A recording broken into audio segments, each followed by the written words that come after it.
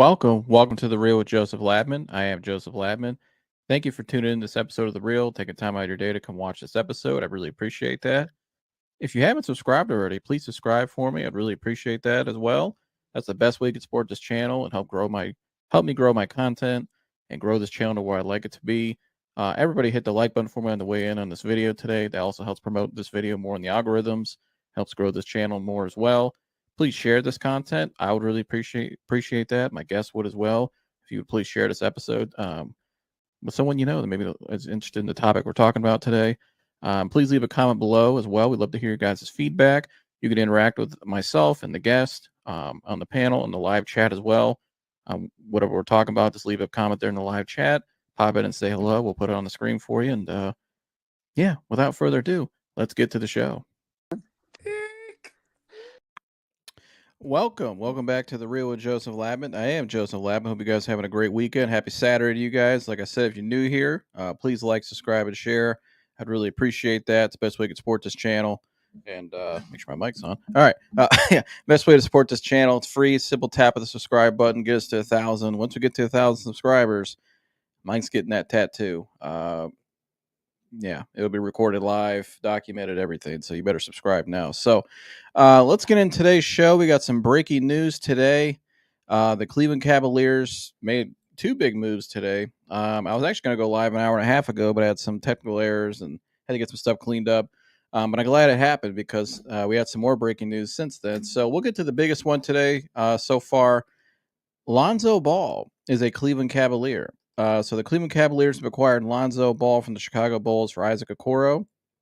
Everybody knows Lonzo Ball.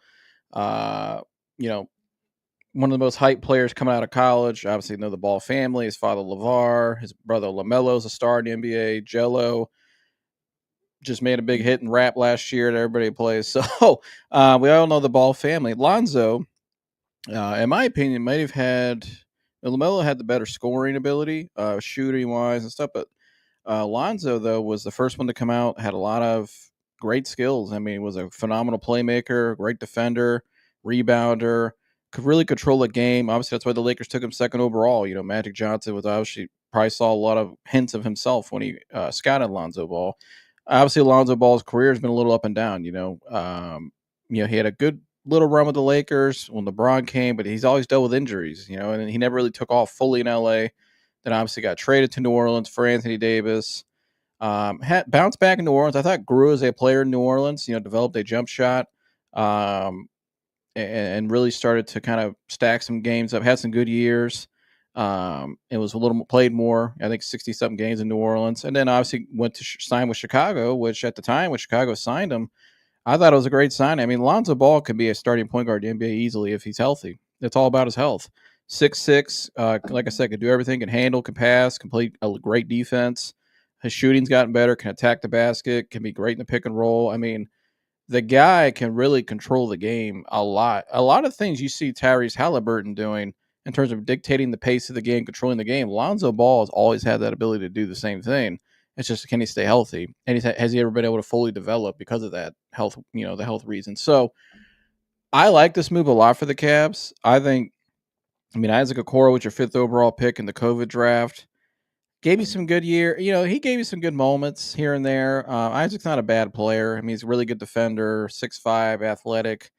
Offensively, though, just never really flourished. I mean, his shooting got better over time, but never really gave you anything in the playoffs when it mattered most. Never gave you really a whole lot in a big game. Never was really an X factor. And sometimes wasn't even in the rotation.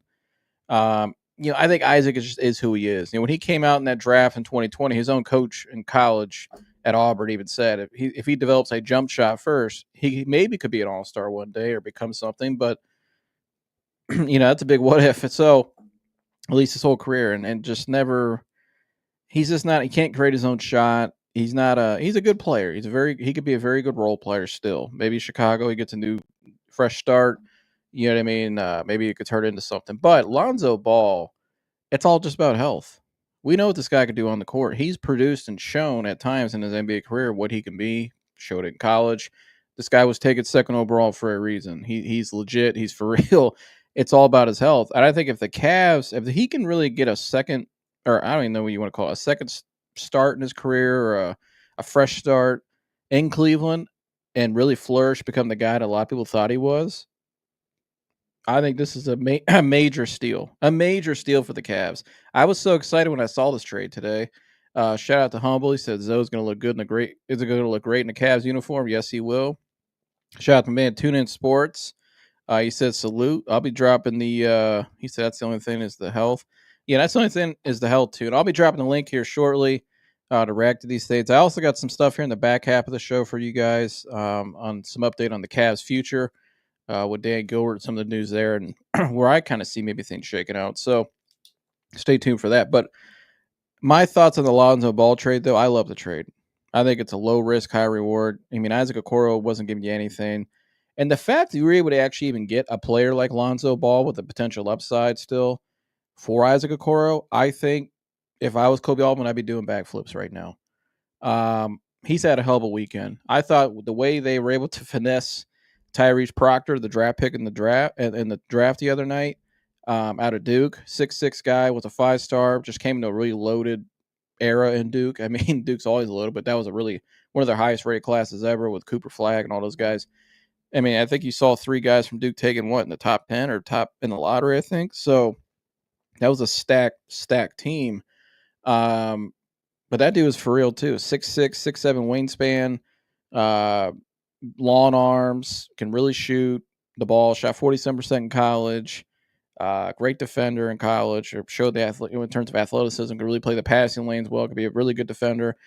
The Cavs got a lot bigger, better defensively, in my opinion, this weekend on the perimeter, which they needed. They were too small in the pass. They were too inconsistent. Didn't have great defenders. Didn't have great,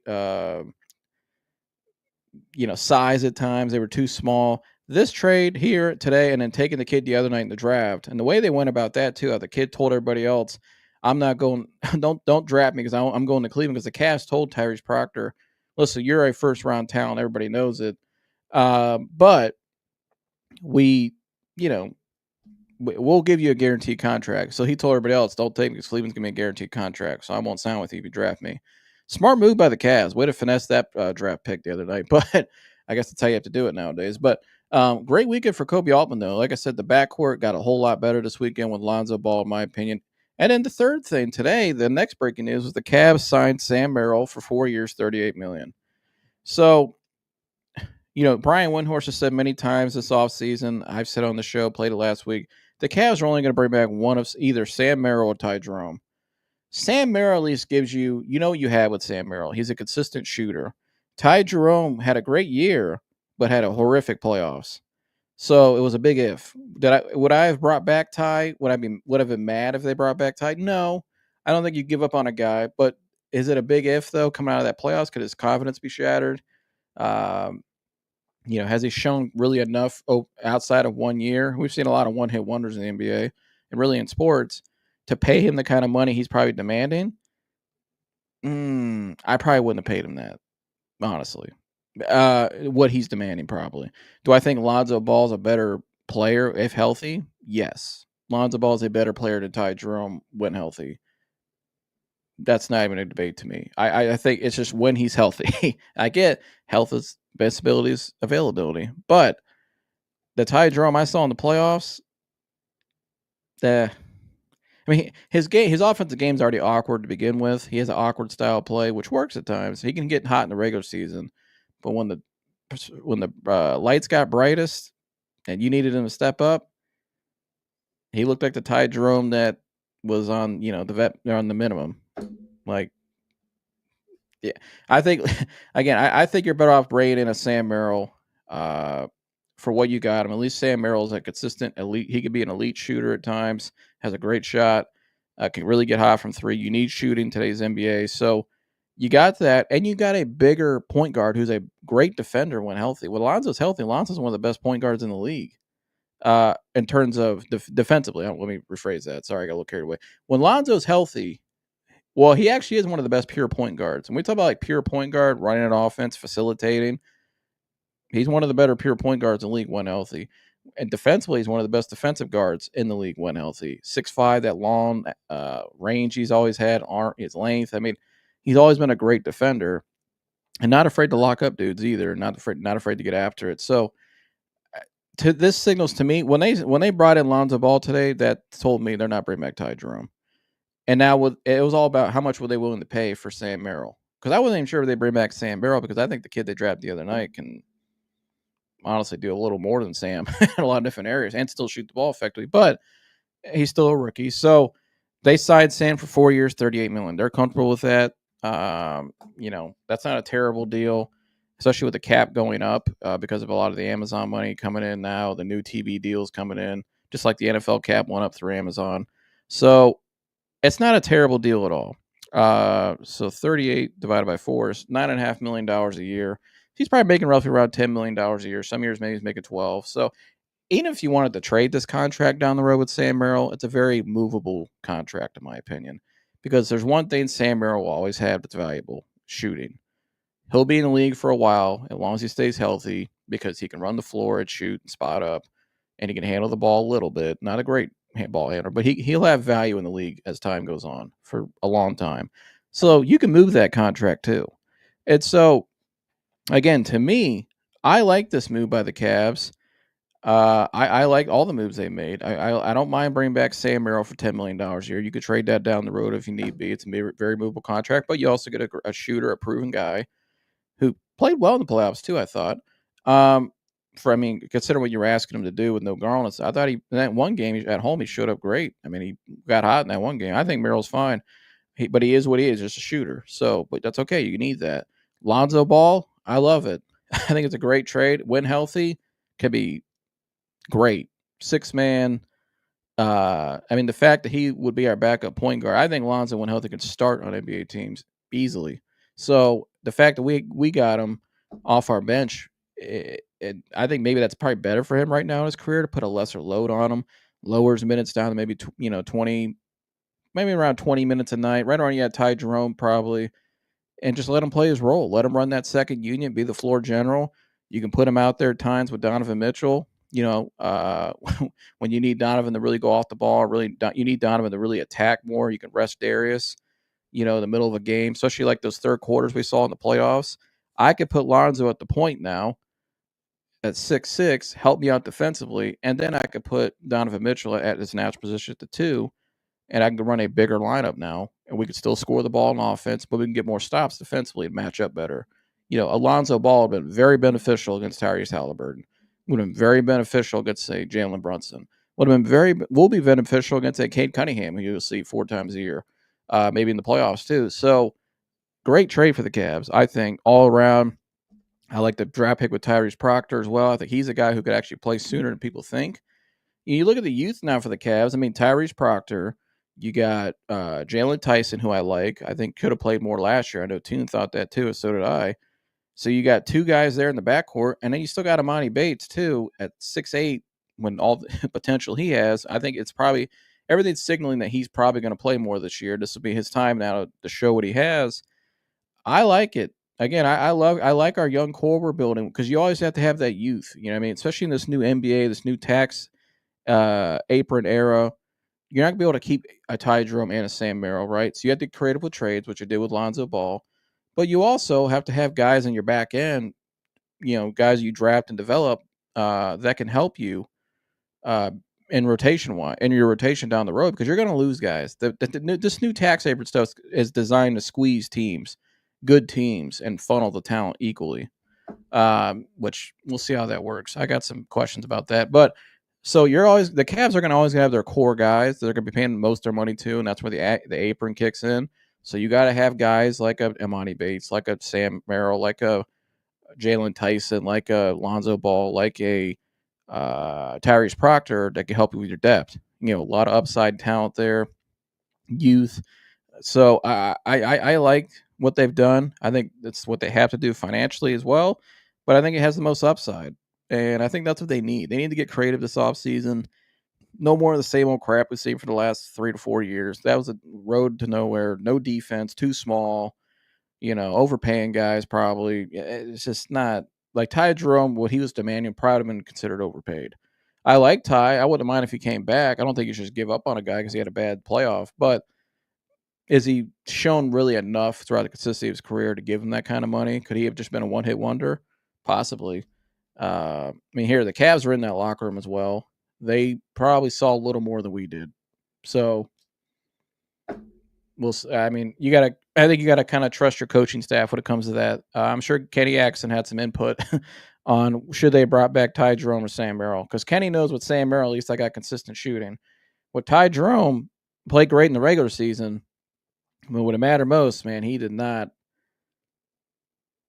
For what you needed him to do, he didn't show up in the playoffs. He just didn't. He's just, and he's got an awkward game too. He's an awkward style of play offensively. He said, "I want to tie back." He said, "I guess Tyrese is not the Sam Merrill replacement. Not yet."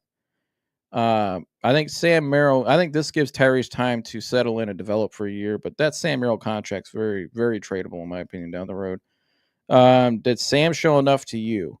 I think yes. I think for the player Sam Merrill is, he's just a three. He's just a spot shooting. He's just a shooting guy. He's just for shooting purposes. He got hot in some of those games. But here's my thing too. My expectations for Ty were higher than Sam Merrill. So like Sam Merrill, he is who he is. He's just a 3-point shooter. That's what he'll always be. But that's valuable, obviously, in basketball. You need spacing. You need guys that could shoot the ball at a high level. He could shoot the ball at a high clip. So he showed enough to me for what we demanded of him too.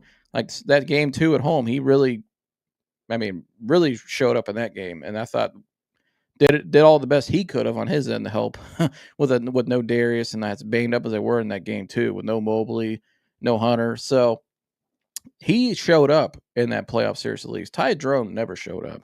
And my expectations for Ty were higher. When at the end of the season, we were saying this guy should have won 6th man of the year.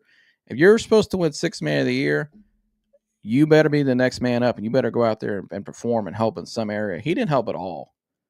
He was getting cooked off. Defensively, he's getting cooked. He didn't offensively didn't show up. Didn't really do a whole lot. I mean, Ty Jerome was a big disappointment in the playoffs. So Sam did enough to me because my expectations for Sam is he is who he is. My expectation for Ty was a lot higher, and he just didn't reach it.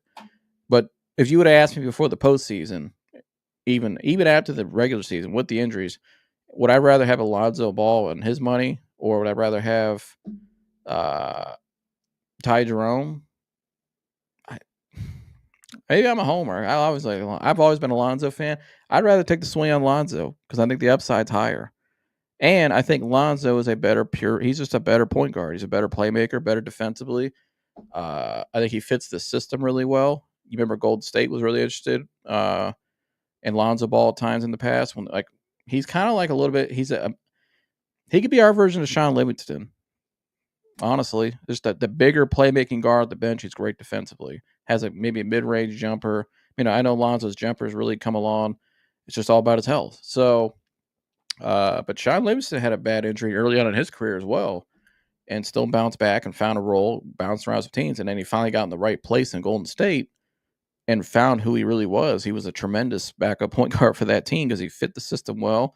And a lot of the system we run is very similar to what they do, obviously, with Kenny coming from Golden State. So he said back to the 3-guard lineups. And that's another thing. If you're going to run 3-guard lineups, which is very common nowadays, especially with Kenny loves it, you got to have a guy like him. 6'6", long arms, can really defend, and is a legit playmaker. Like, this dude can run an offense. We'll make sure the offense is flowing well. I feel like at times, too, our biggest issue was we couldn't get stops at the guard position, but when Garland wasn't out there, I thought what we really showed in the playoffs was, we didn't have a guy that could really facilitate an offense and initiate offense.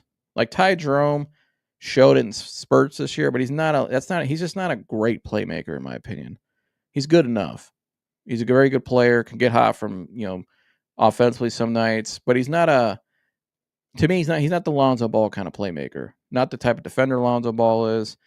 Lonzo Ball really takes a load. If he was healthy and we had him in that playoff series against Indiana, he really takes a load off of Donovan. Because that playoff series without Darius really put all the load on Donovan. And at times we were just out there running one-on-one offense. We weren't running the offense we ran all year that made us successful to help us win 60-something games. We're out there just running one-on-one offense. We got Sam Merrill catching the ball in the corner, driving into the lane, doing a reverse layup for an air ball. I mean, that's not our offense. That's not doesn't fit our MO, doesn't fit our talent, doesn't fit our roster. I mean, that's not how we were constructed. That's not how we were successful all year long. And so Lonzo Ball to me is a guy who can make sure the offense is always clicking, make sure the offense is always initiated. He can run pick and roll at a high level. He can make any pass on the court. Literally can make every pass on the court. Can get you stops defensively. Can push the ball in transition. I mean, his awareness is just crazy. That's why he's always been highly thought of. It's just his health. But as from a style of play as being a point guard, Lonzo Ball is tremendous point guard skills. I mean, so I think he's a guy that can keep the offense running and make sure everything's flowing and really be a true point guard out there at quarterback. A lot like how Halliburton is for the Pacers. You know what I mean? He can control pace, dictate pace of the game. Lonzo has that ability. It's just the health. That's it. So, but I think in this role in Cleveland, it's probably the lesser load he's ever been asked. Because everywhere he's been, he's always had to been the starting point guard. You know, that's what teams wanted him to in LA, New Orleans, Chicago. He signed there to be the starting point guard at the time. Now he's just asked to be Sean Livingston, really. Like I said, can you be our guy at the bench to initiate offense, keep everything flowing? And you can slowly rehab and get back and get your confidence back, get your mojo back. I think this is the perfect opportunity for him. It's the perfect system for him. I think this is a phenomenal trade. And the Cavs, I bet you Kenny Atkinson was, as soon as he heard about this trade possibility, he was probably like, get it done. Like, I'm sure Kenny is drooling at this because I just think he fits a lot of it's the same thing with Sean Livingston. And so when he went to Golden State, Sean Livingston, like I said, had that bad injury early on in his career, bounced around the league a little bit, was in Cleveland, landed in the right situation in Golden State in that system, and the rest was history, and was very valuable to them. So I think he could be that for us. I really do. He has all the abilities there. It's all just about health. I was thinking if they can get Larry Nance Jr. back in Cleveland, the Cavs will be real deep if they can make that move happen. I wouldn't mind if they brought back Nance. I still think Nance can give you some decent minutes off the bench as a backup big. No, is he the player that he was when we acquired him back in 2018? No, he's a little older now, But I think he knows what his role is. He still brings a lot of value off the bench because he's still needed in today's NBA. But I wouldn't mind that. I'm sure it's something they would explore. He's always had a great relationship, obviously, with the organization, and still, I think, vacations in Ohio in the summertime, in the area I'm actually in. So I've seen him around a few times. So it's a possibility. I mean, I'm sure he'd be open to it. I don't think he ever really wanted to leave Cleveland. I mean, I've never seen. There's three guys I've ever seen that wanted to come back to Cleveland. One was LeBron at 14. Two was the guy we drafted the other night who told everybody, "Don't draft me. I want to go to the Cavs." That alone, he's already won me over. And then three was when we traded for Nance back in 2018. The guy was literally in tears. So obviously know what it means in the background. It's where he grew up and everything. So his brother Pete went to Revere High School too. So I remember we were in the same class. So that's an interesting one, B Skrills. It's good to see you, B Skrills. Shout out to you. I would be interested in that, Larry Nance. I mean, we'll see what else they do. I don't think the Cavs are done yet. I think they got a couple more moves coming. They have till Tuesday. So they have 3 more days to get some more deals done if need be. I'm wondering when I first saw this deal today with Lonzo, it made me wonder if they have another deal they're working on down the road here in the next 3 days. They have till July 1st. Once July 1st kicks in, then they start dealing with the apron stuff. That's what it kicks in. So I like these moves. Again, B Skrills said he likes these moves too as well. But I like moves picking up Lonzo. Yeah, I agree, B Skrills. But they have till July 1st. Like I said, they have till July 1st until the apron kicks in. So I think they have more moves possibly coming. They just traded for Lonzo. They just signed Sam Merrill. We'll see what else they do. I'm sure teams are still calling for Jared Allen and Dean Wade and Darius Garland. I'm sure are still getting somewhat of calls. So we'll see what they do in the next 3 days. We'll see what they do. By July 6th, which I've always said, by July 6th, we'll know what the landscape of the league is going to look like next year. So that's how I see it right now. I'm going to drop the link real quick for Tune. He wants to come up here real quick, and then once he's done talking, I'll move on to my next segment in the back half of the show where I break down some stuff There's a link for you, Tune, if you want to come up here real quick and just give it. I want to hear your analysis from my audience about what you think about the Cavs this weekend, and yeah, real quick and easy. But again, I like these moves. Like I said, I think they got more moves coming down the hatch. I think we'll see it. We'll see what happens by next Tuesday, July 1st. Like I said, is when the apron kicks in. So they have to make more. If they're going to make more trades, which the free agency class this summer is not great. So if you're going to improve your roster, it's got to be by trades, really. Like Windhorst said. So they have 3 more days. Am I surprised we're seeing these? No, I said this beginning of this week. I said you're going to see a lot of action this week, especially from the Cavs side of things. I think the Cavs so far have done a really nice job in the draft, getting Proctor. Made a big trade today, in my opinion, for Lonzo, and then made a big signing with Sam Merrill. So, and I think bringing back Sam Merrill was pretty key. Sam Merrill's obviously loved in that locker room, but he knows the system well. I think he brings value with his shooting, like I said. So, and I think for the price they got him at, with the cap going up down the road, that's a very easy deal to trade off down the road if you want to. So no big deal there, in my opinion. I like it. Gives you some insurance too, and allows these younger guys to develop a little more too. You can play Sam. He's ready to play now. So if you need to develop these younger guys a little more as well, he gives you more time. So let's see if we get some people up here. That's all I pretty much got on this side of things for you guys. I'm waiting for Tune here if he's coming up here. And we'll see what his reaction is to all this. I know he went live earlier on his show. Go subscribe to TuneIn Sports. Great Cavs content creator, was live earlier. Gave some quick thoughts on this trade today, but also he breaks down all things NBA. Cavs. He said he'll be up here in 1 second. So all things Cavs. I'm usually over there contributing on his show, and I will give my analysis. We'll sit there and talk for a while. So he's got a great audience over there as well. So go subscribe to TuneIn Sports. You're into this Cavs conversation and this Cavs talk, and you want to see all things Cavs 24/7, go subscribe to TuneIn Sports. He's the man, and he's the best Cavs content creator out there, in my opinion, and does it for the love of it too. So go support him. It's like supporting a local business. You know what I mean? Everybody always says, well, go support your local business. Well, why don't you go support your local content creators as well? Go subscribe to TuneIn Sports. He's doing it all the time, every day, 24/7, all things Cavs NBA. So go subscribe to him. And like I always say, if you say you're a Cavs fan, you're not subscribed to TuneIn Sports, you're really not a Cavs fan. I hate to break it to you. So, but yeah, man. So again, I like the trade. If I had to grade the trade, I'd give it an A. I really would. Because, I mean, what did Isaac Okoro really give you? Nothing. He didn't give you shit. So I don't have a problem with it. You're bringing in a guy with a lot of upside who's shown some things in the league and has, like I said, incredible talent for his position and size. I give it an A grade for the trade, in my opinion. And so, like the draft pick the other night, I give that an A. Great pick. Now, the one thing the Cavs still need is a backup big. And he brought up Larry Nance Jr. earlier, who maybe you could bring back Larry Nance. I kind of wish they would have got one in the draft. I know team was thinking that, but I think Tyrese was too big of a player to pass up in terms of upside.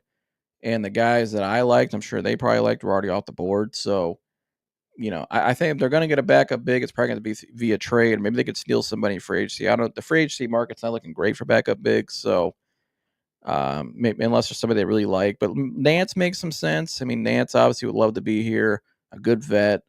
That's what I would really focus on. Could you bring in a backup big who is physical, brings an edge, you know who he is, probably just a rebounder, rim protector, right? And does he have leadership? Has he won a championship? Has he been involved in almost winning a championship? Like, we need some leadership on this team, in my opinion. I think we need some older guys who have been around the league for a while, probably 10 plus years, who could still give you some solid minutes at the backup center position. But they give you experience as well. We don't have that experience right now. And I think it showed in the playoff the last 3 years at times, 4 years. So you go back to the first play-in thing when we played the Hawks. So we need some more experience on this team, in my opinion. I think if you can get a backup big who can give you some solid minutes, like I said, who's physical, sets the edge, can rebound, play good defense, protect the rim, and his leadership, right, can help these guys with leadership. Because Donovan Mitchell, I think, he's shown and really grown as a leader, but he's never won. So you need somebody here that has that DNA that can help these guys, show them, almost like Udonis Haslem was for those Miami Heat teams. Yeah, he didn't play a lot, but man, he brought a whole lot of value just from on the bench with his mind. I'm sure he helped out a lot of guys, settled a lot of those young guys down in big moments where they can lean on him and they trust him because he's been there. He knows what it's like, knows what it takes. That's what we need. So joining me now, though, is the man. Like I was just mentioning earlier, the man, the best Cavs content creator out there. Can't wait to hear what he has to say about all this stuff, especially the Sam Merrill news. Sam Merrill news broke after he went off his show. So joining me now is Tune In Sports. Tune, what's happening?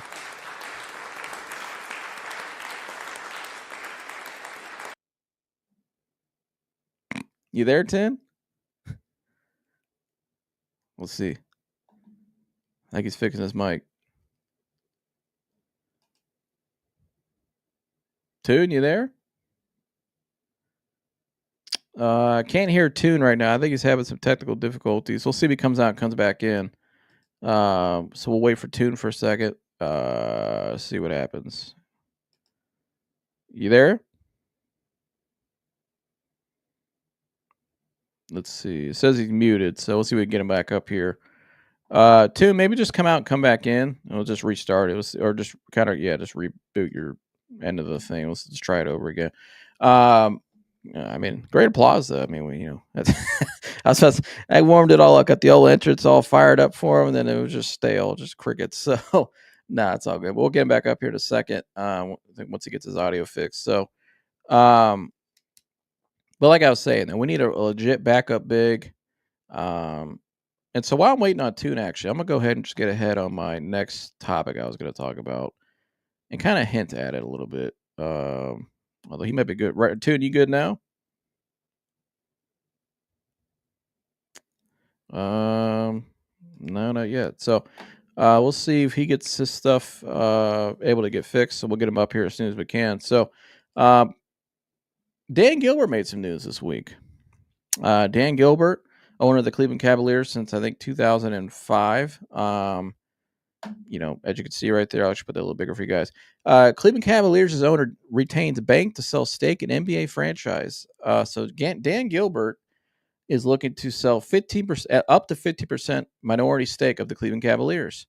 When I first saw this, I thought I was a little surprised in a way, but kind of surprised, but not really. I mean, I think this is going to be really common with a lot of owners now with the new CBA and all this apron stuff, and um, just the money's going up, the expenses for everything's going up now to own an NBA team and a franchise. So I was surprised when I saw this in some ways, but I was surprised. That makes sense. So I didn't think it would happen now, but then I really thought about it, and I was like, what could Dan Gilbert be thinking here?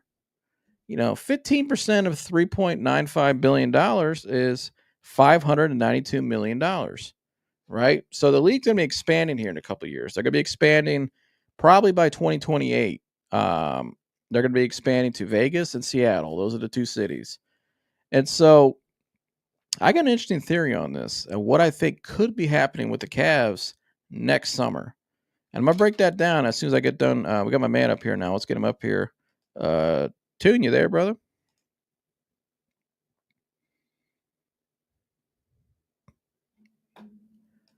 Which one's Tune? I got two Tunes. Which one's Tune? Tune, you there? Okay, I don't know what's going on. Let's see. I'm not sure. So I think he's trying to fix it on his end. He's probably having some technical difficulties. I had some technical difficulties earlier. I was supposed to go live earlier, but the streamer has been acted up. It was acted up last night too on Mike's live too. So um, we'll see what happens if he's able to get his stuff fixed. Tune, I'm gonna kick these ones out so that I know which one's you. Unless this is you right here. Tune, is this you?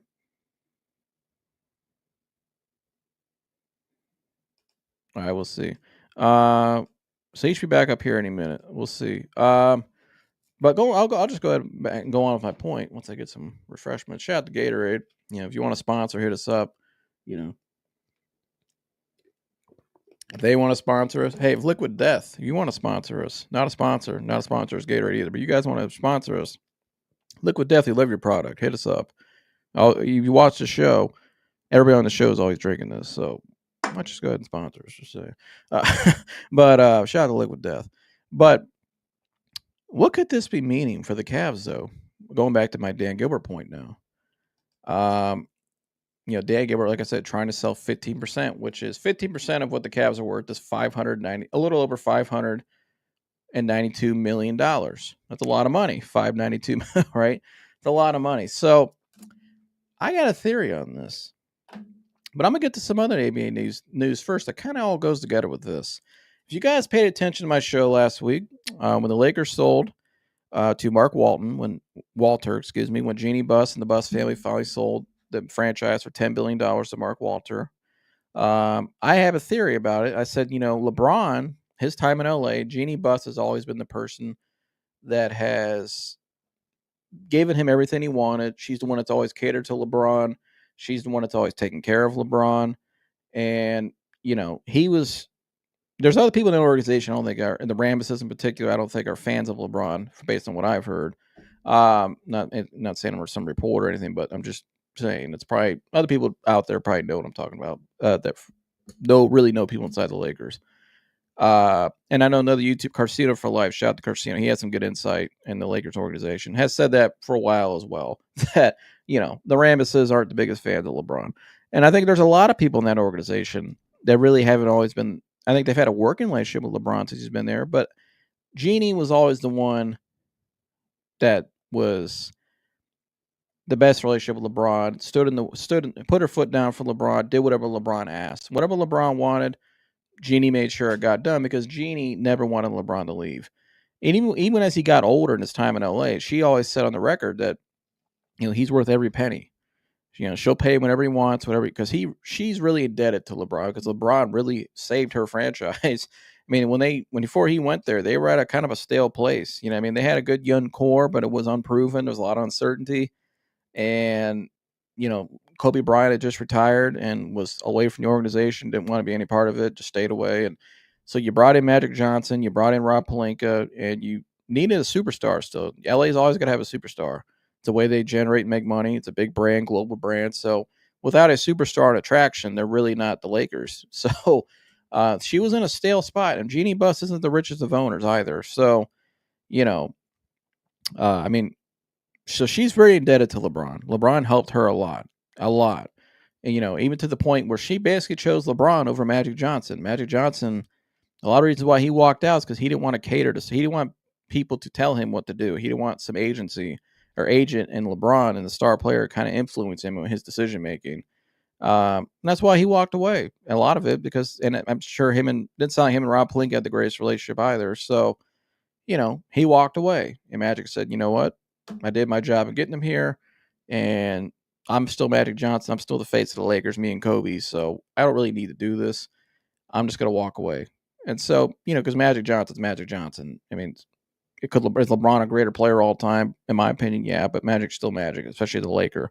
Magic still will always be the greatest Laker in a lot of people's eyes, or him or Kobe. It's like, 1A, 1B. So Magic walked away, but Jeannie still stood by LeBron, and they won the championship the next year in the bubble.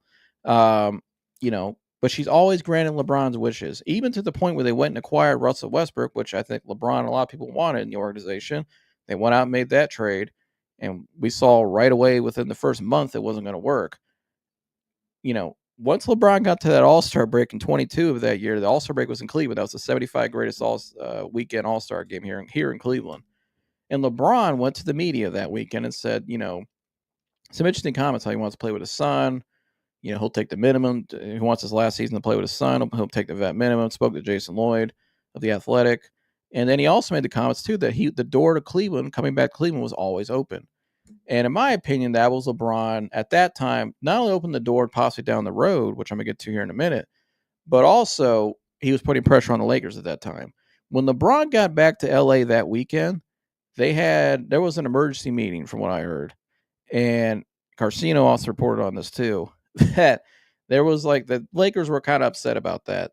You know what I mean? Because Jeannie Buss, when she's probably thinking, I did all this stuff for you, and you're talking about leaving my team, and I don't want to lose you. And so they had a aired out meeting, right? And LeBron at that time wanted guys like Kendrick Nunn, who was on the roster, Russell Westbrook. He wanted them off the roster because they weren't helping the team in any way. And so LeBron was kind of, and remember, LeBron even kind of, there was hints that may have shut down the rest of that season.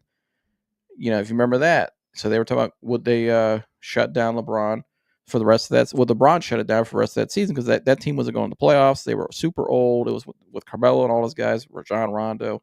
They weren't going anywhere. The Lakers before that season also were interested in trading Anthony Davis after the championship, not after the championship of 2020. I'm saying, or a year after they won the championship. So after they lost to the Suns in that playoff series and they got smoked in the first round, they were having discussions in the Lakers internally of trading Anthony Davis because they feel like, hey, man, we won a championship with this guy already. We don't know if health-wise he can make it in the long term. Do we really want to pay this guy this much money?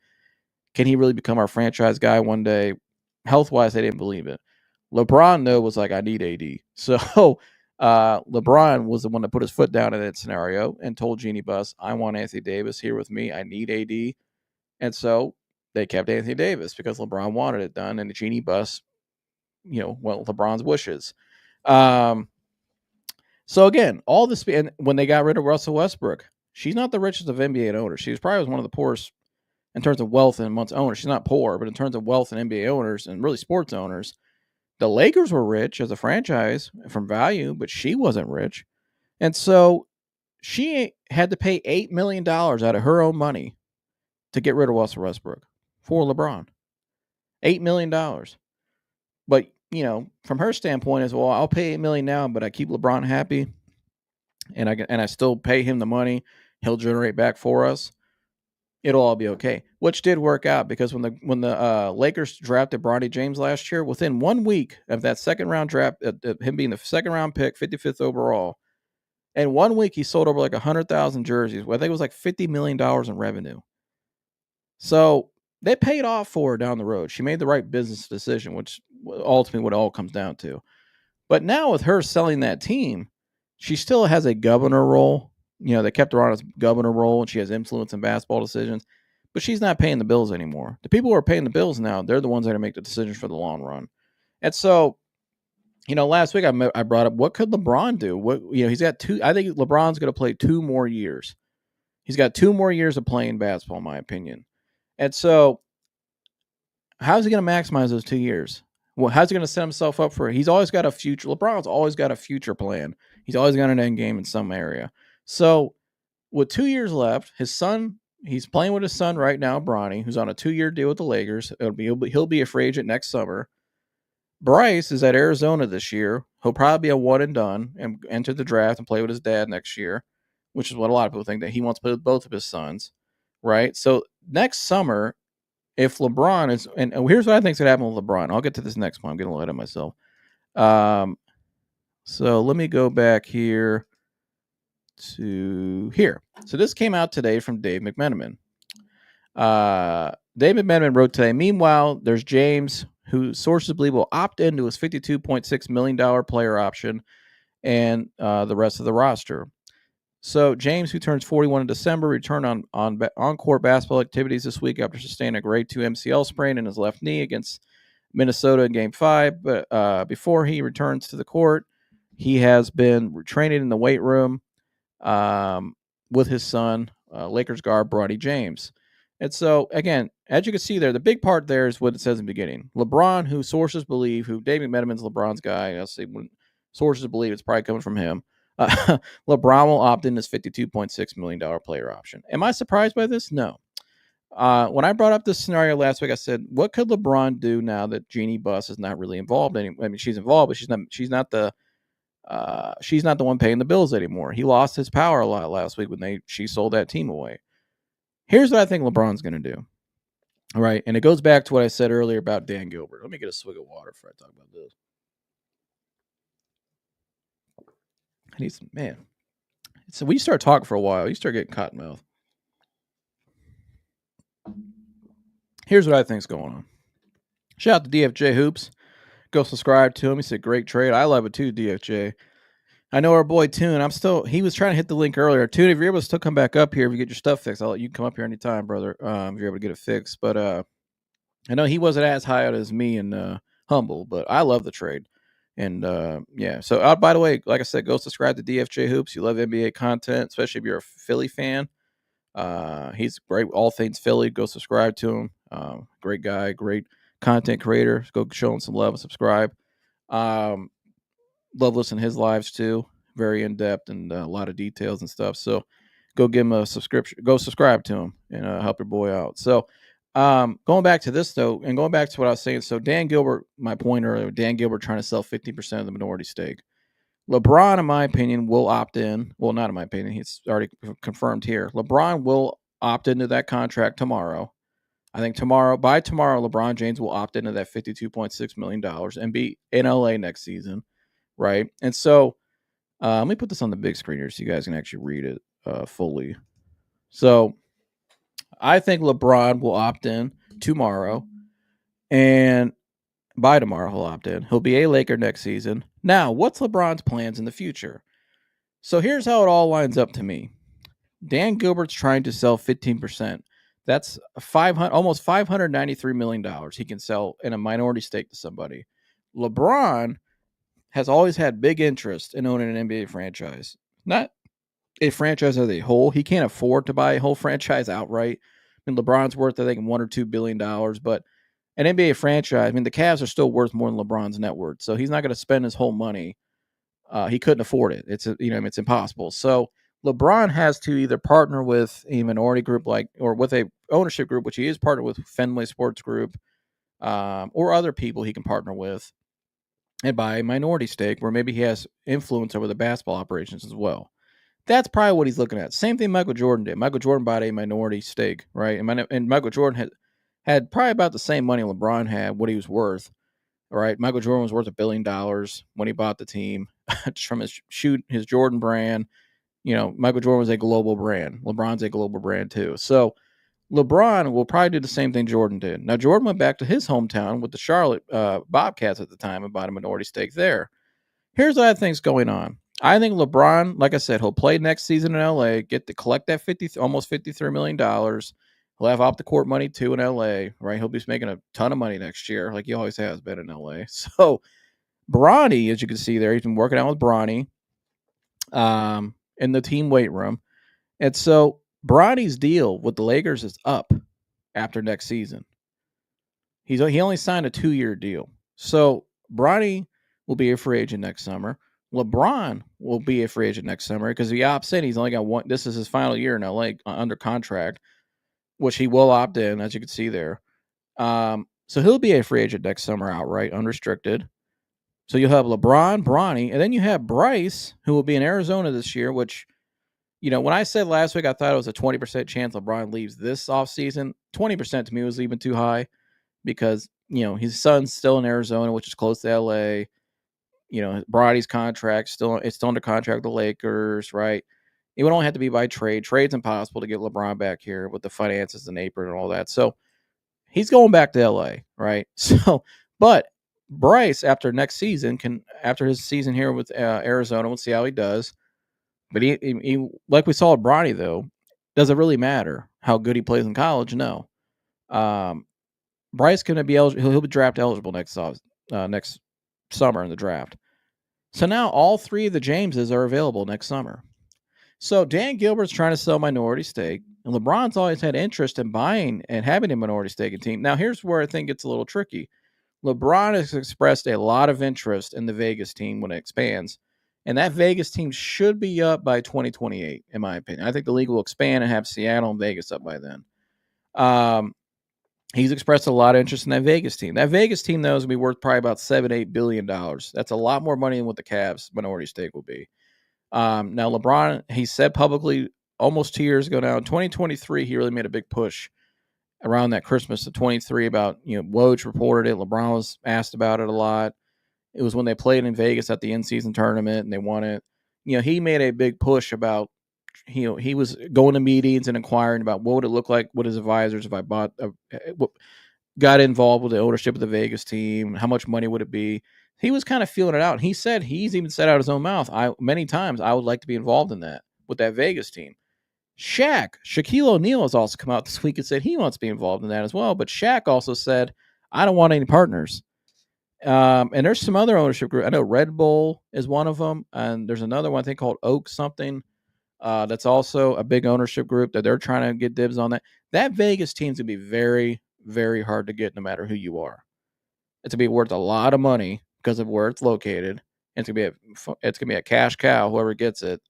Especially in that city that's growing with a lot of proteins and so much money in Vegas, obviously. So and it's a big tourist attraction. It's great for the NBA money wise, but getting that team is going to be very, very hard. LeBron's gonna have a lot of competitors, and it's gonna be worth a lot. It's gonna be worth a lot of money. You know what I mean? It's gonna be worth a ton of money. And as rich as LeBron is, he can't obviously buy the team outright. And I don't know how much money he's willing to spend from a minority stake standpoint. So, where else could that lead? And to me, that leads to, you saw it with Dan Gilbert. Why not the Cavs? Why not in 2026 when all three of you are, the James Gain is all available? LeBron's a free agent. Bronny's a free agent. Bryce is draft eligible. You're probably going to, that 26, 27 is probably his last season in the NBA. He'll have a farewell tour, right? Why not end it here? Which LeBron has expressed many, many times. I mean, when he came back here in 2014, that 4 years, he, as you can see here, he mentioned many times, I quote, I plan to finish my career back home in Cleveland. I always believed I'd return to Cleveland to finish my career there, right? He was also asked about, I don't plan on going nowhere. I don't have the energy to do it again, although he did leave and go to LA. So, yeah. But he's always been very adamant about finishing his career in Cleveland. Like I said, when he came back in 2020 for the All-Star draft, or not the All-Star draft, for the in 2022 for the 75 greatest All-Star game here in Cleveland. Right here, said the door was not closed. Right, told Jason Lloyd that, quote, the door's not closed on that. I'm not saying I'm coming back and playing. I don't know. I don't know what my future holds. I don't even know when I'm free. So he didn't know when he was free. He'll be free next summer. He's going to opt in tomorrow. He should, for his age, it's very smart financially for LeBron, especially if he's trying to own a team, to take that $53 million tomorrow, which he will. So, I mean, at his age, to get that kind of money is crazy. But, I mean, he's earned it. So, but you can see there, he said it back then, the door's not closed. He's always left the door open. But even from an ownership standpoint, his people have spoken about it. Right. So let's go. Let me take you back to here first. Shout out to Jason Whitlock and Marcellus Wiley. They used to have the show Speak for Yourself, which I used to watch daily on FS1. This was back in, when was this? I think June of 2017. June 15th of 2017. Chris Broussard from Ohio, from Northeast Ohio. Shout out to Broussard. Very plugged into LeBron and his campus. Always had a great relationship with them. They know, Chris always gets some good insight. Here's what Chris Broussard had to say. Now, this time in that summer 2017, the Cavs had just lost to the Mighty Warriors with Kevin Durant. Right, Kyrie had not requested a trade yet when this was aired. When they recorded this episode live that day, but there was already rumors coming out that LeBron was going to LA. Right, it was already pretty well known. I remember somebody told Jersey and I, not going to say who obviously, but somebody told Jersey and I, who's very well connected to LeBron, back in 2016, that down the road when he's free, when that he would head out west one day. That's all they said, was that he would head out west. And as time went on, it became more and more clear that it was going to be the Lakers.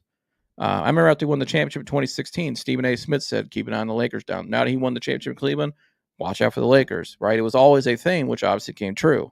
So that was a discussion in this. But I always remember what Chris Broussard said at that time.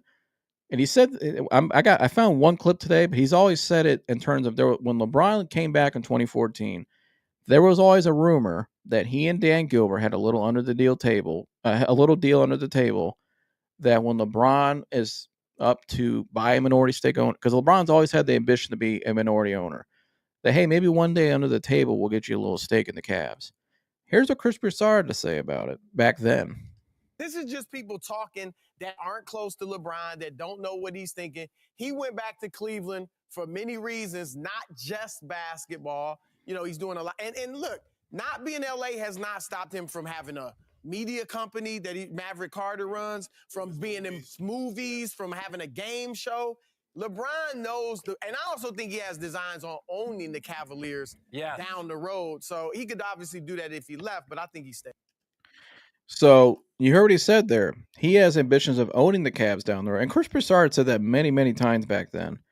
Like I said, one day he even said, he goes, there was a rumor when LeBron went back in 14 that there was an under the table deal between him and Dan Gilbert. Hey, like a little wink, wink to, hey, maybe one day I'll give you, if you want minority stake, you got it, because you came back. And so it didn't stop there, though. It didn't stop there. I played last week on my show and on TuneIn show when LeBron left it. Remember the day LeBron opened the I Promise School? He was already a month after signing with the Lakers. He said on Channel 3 he wouldn't close that door of coming back to Cleveland. Well, his first game back in Cleveland that year, shout out to Mike, like, subscribe, and share. His first game back in Cleveland that year was November, I think, 17th of 2018. His first game back in Cleveland as a Laker. Before the game with their person, Rachel Nichols, their person, you heard what I said, Maverick Carter went on Rachel Nichols' show, and I remember watching this live and I always thought of this in the back of my head. Even before I was doing this podcast game, I was already on top of a lot of this stuff. That's why it's kind of funny how I remember I saw all this stuff back then. Now it's like the time where I can go back and I stored it in my mind all these years. Now it's time to share it with you guys. But here's what Maverick Carter had to say. This was back in November of 2018. It was LeBron's first game back in Cleveland as a Laker. And Maverick Carter gets on her show that night on national TV for the game. And this is what he has to say. You guys go out and do it with other people. Exactly. It's been very cool to see the web that's kind of been started there. Exactly. And since we're here on LeBron's return to Cleveland upon joining the Lakers, and you are someone who has known him since childhood, this relationship with this community has been up and down and warm and crazy and everything.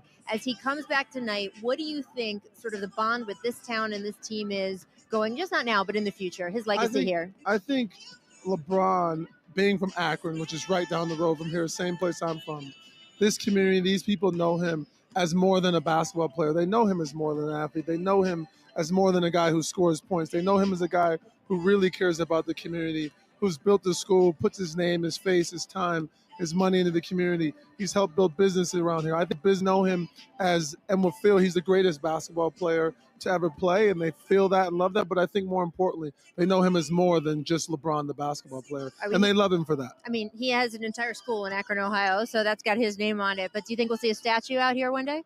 I don't know. I mean, I think, LeBron is so focused still on playing, as we all can see.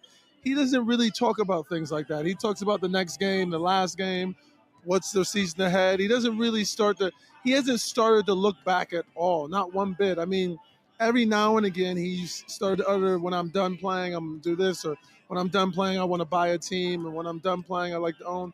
But he doesn't really talk about things like that. So I don't know. Maybe they will, maybe they won't. You never know. It depends on who's the owner at that time and how they feel. So do you think that he might end up buying this team? Because then he could decide about the statue. I think, if this team was up for sale, he'd definitely be one of the people who'd look at buying it for sure. If this team was up for sale, he'd definitely be one of the ones looking to buy it for sure. So again, folks, I think, like I said, I expect LeBron to opt into that deal tomorrow. By tomorrow, he'll be a Laker again for one more year, $53 million. Take it. He'll opt in there tomorrow. But in 2026, when his son is a free agent, Bryce is up for draft eligibility, and he's a free agent, I think that's when it'll happen. And I brought it up last week, or 2 weeks ago, when that happened with the sale with the Lakers. And I haven't talked about it since, and I haven't talked about it since for a reason. Because I didn't really truly believe that LeBron was going to leave LA this summer. But I've always thought LeBron coming back home to Cleveland is a possibility. Because he's always looked at a possibility. And you just heard what the people said there that know him well. I mean, Maverick Carter is close as it gets to LeBron. So, again, I think LeBron back to Cleveland in 2026 is a real deal. I think it'll be a retirement tour in a way. I think he wants to go out with a bang. He's said many, many times, and there was an article written today in CBS Sports about if LeBron did leave. Let's say LeBron hypothetically didn't opt in with the Lakers tomorrow. Where would he end up down the road? But or if excuse me, if he didn't opt in with the Lakers tomorrow, what other teams could he go to? And they talk about the Cavs because it mentioned in the article how LeBron has always had talked and left about how he wanted to still end his career in Cleveland one way or another. Here's what's interesting about all this too, because the Cavs are going to be under a lot of financial stuff down the road here. LeBron is smart in taking the $53 million. This is probably the biggest. This is going to be the last real max contract this year LeBron's going to get paid on, because LeBron also said in 2022 that he wants his last season to be with his son. I think now it's with both of his sons, right? Which could happen theoretically here in Cleveland. He said he'd be willing to take the minimum in that article with Jason. He said, I don't care how much, I'll take the minimum to do it. And really the only way for LeBron to sign here next summer, even because where we'll be at the cap then as well, is only really by taking a small deal, minimum deal.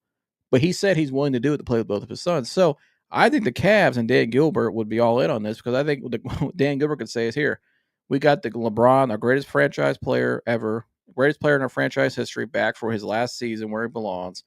We'll draft his son Bryce, right? We got Bron. We could sign Bronny, right? That doesn't really affect your roster, because the Cavs really are filling out their core guys this summer with some of the moves they made. You can bring those guys in.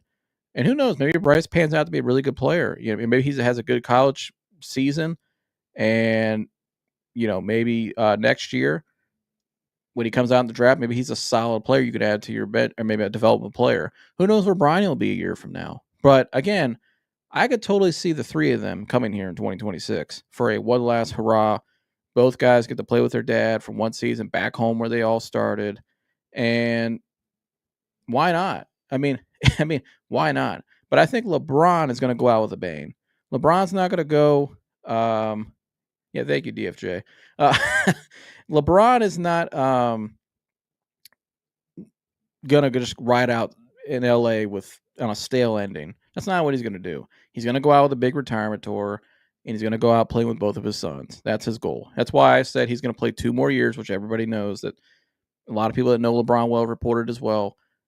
He's going to play 2 more years. He's going to opt in tomorrow to LA, and he's going to play 1 more season there with Luka. Maybe could try to compete for a championship if they're able to get a good roster enough.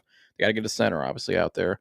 But it's all about playing with both of his sons and having that story begin. And here, LeBron, the Cavs are still going to be a very good team, I think, for a while. So as long as they make the right trades this summer, which I like what they've done so far, and who knows what they do next year? Who knows? Maybe adding LeBron that one last season could be the final piece to help them get over the hump if they don't win the championship next year. So, I mean, why not? Yeah.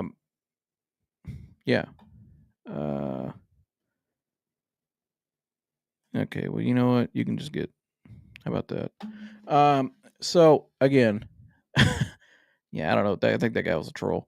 Anyways, it's my show. I don't have to take your comments. I don't have to read your comments. I do what I want. It's my show. I don't try to be rude, but if you're going to be disrespectful, you can just hit the road. So, again, I think LeBron coming back to Cleveland in 2026, and you're not going to insult one of my viewers either, but and shout out to DFJ. Appreciate you, brother. Anyways, but I think LeBron coming back to Cleveland in 2026 makes all the sense in the world. It'll be his last season, retirement tour, both of his sons back home. They'll all be free. They can all make it happen here. It makes the most sense, in my opinion. Now, again, Vegas could be an option, but I don't think the Vegas team's going to be... They're not going to be up and available by that last season. So he's not going to play with both of his sons. He could play both of them in L.A., but I still think the Lakers ownership... I think they're fine with bringing back LeBron this year because LeBron still keeps them interesting this year with Luka, right? It makes the most sense for them right now. That Lakers ownership, though, they're going to have their own plan centered around Luka down the road. But it's going to take them a year to pivot. I think this year the Lakers' new ownership is going to be like, you know what? We got LeBron James for a year. He'll opt in. We'll see what we do this year. It'll be an evaluation year for them. They're not just going to come in and go rogue right away. But this will be a pivot year for them. They're going to evaluate who they like in that organization. How do we like Rob Pelinka? He was probably on the hot seat already by reports with this new ownership. How do we like J.J. Redick in year 2? What does Luka look like? What does Luka need around him to be successful? I'm sure LeBron will probably give them some evaluations too, because I'm sure they'll care because they know LeBron's already out the door anyways. So it makes the most sense for everybody involved to wait till next offseason to depart, and for LeBron to go somewhere right? We can put both of his sons and go out with one last bang. But where's that going to happen? Again, I don't think Vegas will be ready by then. Obviously, they can't. They just can't logistically. So, in 2028, I think he will be available. Or that Vegas team will be available. Excuse me. That's when they'll be up. Is by 2028 with Seattle as well. But that's 2 years away. So he's not playing that much longer. This is the chance to do it next season, and I think it'll happen here. It makes the most sense. And who knows? He may not. Again, getting that Vegas team's gonna be very, very hard. You know what I mean? I'm sure it's something he's obviously, it's something he's obviously pursuing, but it's gonna be he's got a lot of competition. Shaq's involved now trying to get that Vegas team. Red Bull, the company's trying to get that Vegas team. I mean, a lot of people are gonna be trying to get that Vegas team. So it's not an easy thing. It's not gonna be cheap either. The Cavs, though, with the 15% minority stake, I just find it interesting too. Dan Gilbert put this out this week, and that Jared Dudley possibly we're going to add to that staff too, is LeBron's guy. But again, $592 million, what it will cost him. With a couple partners, that ain't crap to LeBron. Honestly, 592 is not that's right up his price range, probably where that's a bargain for him. And he'll get a minority stake here in the Cavs and probably have some and be able to run some. His childhood best friend who played on his basketball team with him at St. V, Brandon Weems, is the assistant GM of the Cavs. So he's already got people in that front office that are very close to him, and he's got influence, I'm sure. Just saying. So it's all lines up for him to return next season. And so that's why I didn't talk about it for 2 weeks. I hinted at it 2 weeks ago, or maybe a week and a half ago, whenever that was, when the Lakers sold. I did a show on it, hit it on it, but I stayed quiet for a reason because I wasn't sure what was going on fully yet. But now it makes sense to me. And to me, this is what I think could be happening down the road. And so, again, Dan Gilbert says he wants to possibly sell. He wants to put 50% of the minority stake of the Cavs up for sale. Why not LeBron? Now, LeBron obviously can't be a player and own a minority stake at the same time. But what LeBron can do is, hey, I'll come back and play one last season, have my retirement tour in Cleveland, maybe compete for a championship, play with both my sons at home. It's a great story. It's still a mega draw. And, once he retires in 26, or excuse me, at the end of that 27 season, 2 years from now, he can buy that 50% minority stake and become a minority owner of the Cavs. And that doesn't mean he's only going to be he doesn't mean he has to stay on the Cavs minority ownership forever, but it's a start in the ownership world. You know what I mean? It still builds him up more money, and maybe one day he can go get that Vegas team, 5 years from now or something like that. You never know. So that's what I see happening. I'm going to wait a couple minutes here. Toon said he's going to try to come back in again. I'd like to see if I can get him up here and let him give his thoughts. Let me see. Yeah, Toon, if you're available, just hit the. I'll drop the link for you again. Yeah,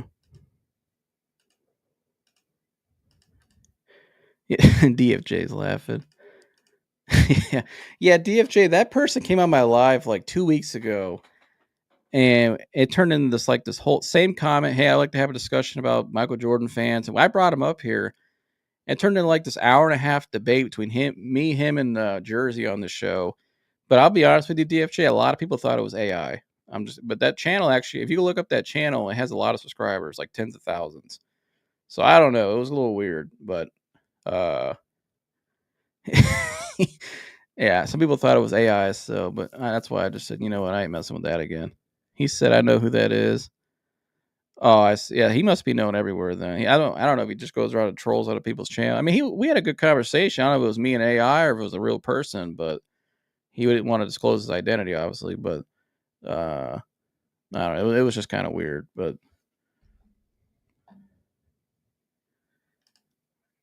he has another channel called Michael Jordan Fans Are the Worst. Oh, yeah. I don't know if that's real. Some people think it's AI or like it's a weird like AI generated stuff. I don't know. Which it wouldn't surprise me nowadays. It's crazy that stuff is. Toon, if you need the link, I'll drop it for you or anybody really. But he said, Toon is just salty because the Cavs traded a. Oh man, I know he was the. I think Toon was the biggest Okoro fan I knew. I really do. I don't mind Okoro. I don't think he's a terrible player, but as he had got it, I'm like, I got to keep him around. No. Do I think he's better than Lonzo Ball? Hell no. Lonzo Ball is just health. When Lonzo Ball is healthy, he's a much better player than Isaac Okoro. Brings you a lot more value and just at least size and defense. But yeah, I don't know. Well, I'm curious to see what Toon has to say though. We'll see if he hits the link. I know he tried coming up here earlier. I'll wait a couple more minutes, see if he comes up here. But what do you guys think though? Who do you guys think too has been the biggest winners of the offseason so far? Put that in the comments. Draft, trades, all of it combined. Who's been the biggest winners of the offseason so far? Because it's just getting started. So although I think it's gonna be closed here it's gonna be closed shorter. Because I think the only way teams get better this offseason because of the CBA is just really by trades. I don't think there's going to be a lot of big free agency signings. So, who do you guys think is the biggest winner so far this offseason? And we'll see if Toon is coming back up here. I'd like to get Toon up here. Hold on, let me message him, see if we'll hit the link. Let's see. Yeah, Toon, if you're able to hit the link, brother, I'll wait for you. We could try it one more time and see if it works. And curious to see your thoughts on the Sam Merrill thing too. But yeah, Coro, I would try to trade Dean Wade too. I know they try to trade him. I'm getting Dean Wade up out of here too. Listen, Dean Wade, nice little player, rebounding, could shoot 6'9", but defensively he's horrific. That guy gets crossed up so much, crosses his feet, leans over defense. That's not a great perimeter defender. Every time he got switched on to Halliburton, whoever in the playoffs, it was like barbecue chicken. It was bad. So I don't see a reason why you'd bring him back. I think you get better than that. You just traded Isaac Okoro for a clear upgrade, in my opinion, and a need. So I think you do the same thing with Dean Wade. I would try to still dump off Dean Wade. Now, obviously, I don't know who's going to take him. His value's not like great. Obviously, I'm surprised Chicago even took Isaac Okoro for. I thought that you could get more for Lonzo Ball, but I guess because of the injury, maybe that's his value. But I don't know. Maybe they could still pull off another a surprise trade and trade Dean Wade. For somebody who can could they find another Lonzo Ball type trade out there? Maybe you could trade Dean Wade for somebody to give you some upside. That'd be nice. Maybe a backup big, or maybe a veteran big. That would be nice. So, but here's the thing though. I just thought about this. I said after the draft, and Brian Windhorst said this too.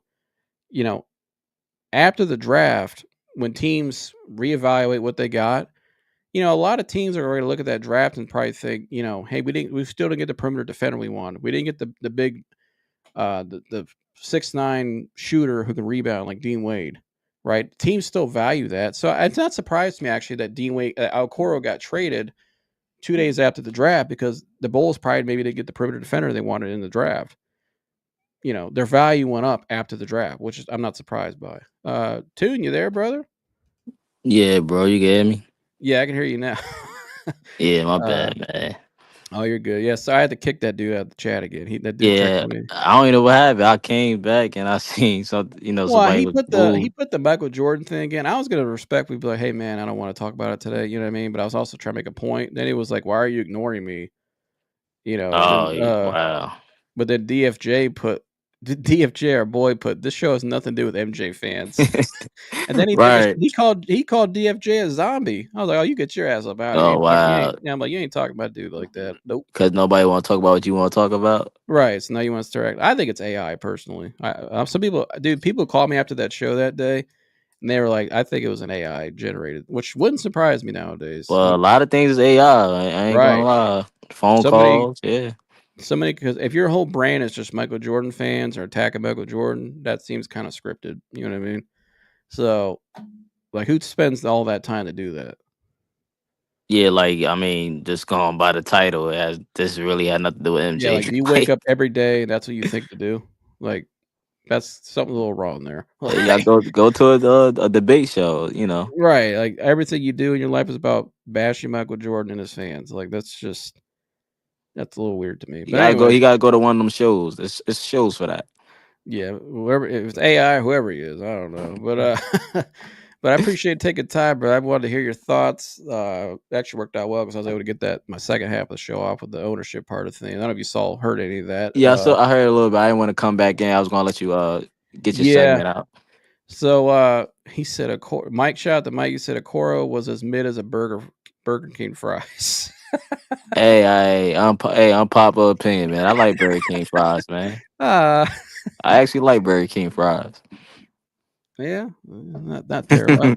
I don't. I try not to eat that stuff anymore. I've been on a clean Yeah, diet for a month, so that's uh, good. That's good. But yeah, I'm I down like the down fries. 15 pounds in a month, so I'm sticking to my diet. But Burger King, hey, at late night, cheap, not a bad option.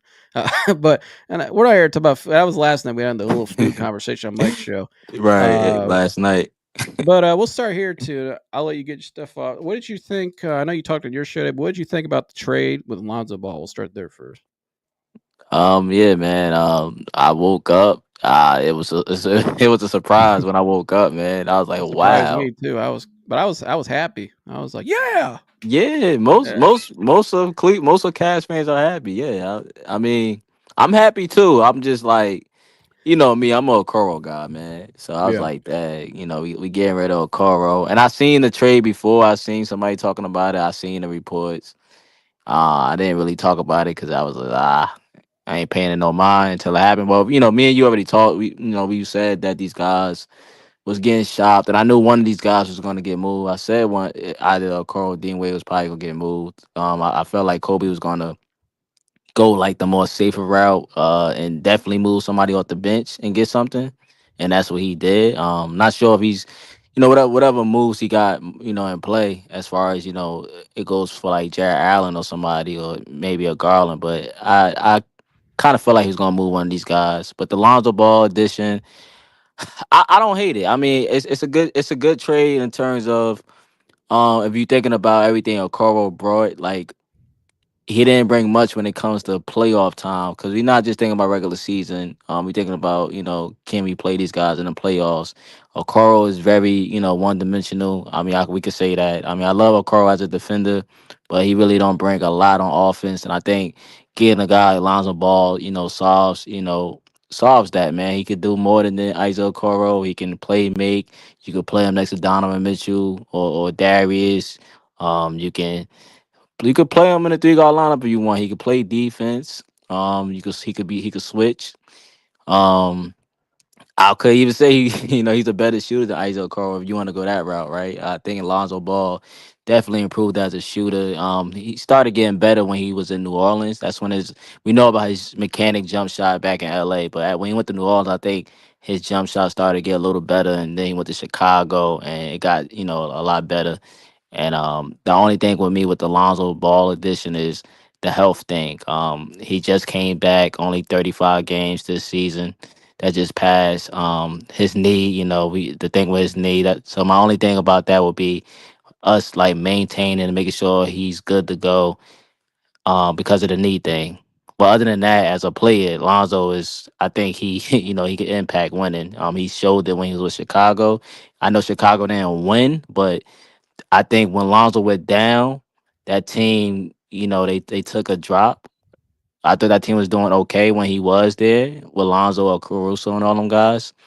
Mm-hmm. And Levine, I thought they was on their way to do a little something, make a little noise. But when Lonzo went down, you could tell that he was a part of that team's success. Yeah, I agree. I remember when he signed there, I thought it was a good signing because I like Lonzo Ball. I've always been a big fan of his. I like his size, his playmaking, when he controls the floor, can dictate pace. The great defensive player for Right. his, at the guard position, especially with his size and length, can push the pace, push in transition. I've seen his name rumored to the Cavs a little bit this offseason. I don't know how real it was. I don't know how it worked Right. financially and stuff like that. I've seen his name floated out there, but which I've always was like, yeah, I would like to have Lonzo here. But I always thought you'd have to bring Lonzo in as like a starter. But the fact of what they got him for just Isaac Okoro, and he gets to slide right into that role. It reminds me, like I said, too, of Sean Livingston's career. Remember, Sean Livingston wasn't as hype as Lonzo coming out, obviously, but had a lot of expectations. Had that big injury early on, I think, with the Clippers in his career. Yeah, that Bounced back injury. from Yeah. that. Bounced around the league a little bit. Played with the Cavs for a hot minute when LeBron left. Um, but they landed in the right spot in Golden State with the right system, The and he right was always spot. bigger point guard off the bench. He could be that for us. I mean, this guy, I think this is the right system for him. It's very similar to what they ran in Golden State, obviously, what Kenny's running here.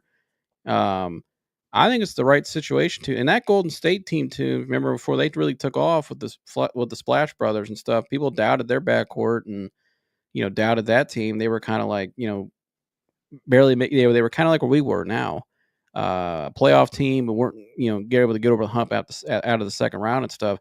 Maybe he's the piece that helps them. One of the pieces, and maybe they'll have a couple more moves here before Tuesday or whatever, where he could be that Sean Livingston type of acquisition. I think he can really be that for us. That's the first thing when I thought about him and his career trajectory so far. That's where I kind of see it. A lot of like Livingston. Yeah, that's not a bad comparison. I would say, Sean Livingston, the better mid range shooter, of course. But Yeah. nah, that's not a bad comparison. I could see that same height. Yeah, he could be that. He could be one of the pieces that help us get over the hump. It's a good pickup, man. And I think I also like that if it don't work out, with Kobe Altman, making this deal, if it don't work out with Lonzo, he has like some type of team option, I believe, and you could just, let him go after the next season. After the season's up, you could let him go. If Yeah. if things don't work out, we hoping it do work out. But if things don't work out, you could get off that contract. Yeah, I hope it does work out because I think he'll be much needed in the Eastern Conference, especially. We have Halliburton, obviously, he's gonna be out next year when he comes back. You got Cade Cunningham. You got even more physical guards like Jalen Brunson likes to play physical. Tyrese Maxey. You got to be able to have defense out there defensively on the perimeter, especially at the guard position. I think if he's a healthy and available, he gives us that and gives us playmaking too. I mean, I like to see a lineup with him and Donovan out there and Yeah, let Donovan just play out the. I mean, imagine we had that in that Pacers series. I mean, it would have been such. I think it would have been really needed to have a playmaker out there like that to initiate offense, where Donovan doesn't have to carry the load. and That play defense. right, he's going to help out a lot if he's healthy. If he could be the Lonzo Ball we all think he can be, it's a huge trade, a steal. It'll be I mean, talk about a crime he just committed today if it pans out. So, and I was like, damn, Kobe Albin, yeah, I didn't know. I know you're a good GM, but I didn't know you can get that creative. Like, Hey, Joseph, uh, I said every year, I had said it, one of my videos, man. I was breaking it down like Kobe Altman. Don't sleep on Kobe Altman. He makes a move every year. He makes a move that could impact the team. mm-hmm. He made a trade. He made trades every single season when he wasn't expecting him to make a trade. I agree. Hey, Kobe Altman, this one today. Where is it? Yeah.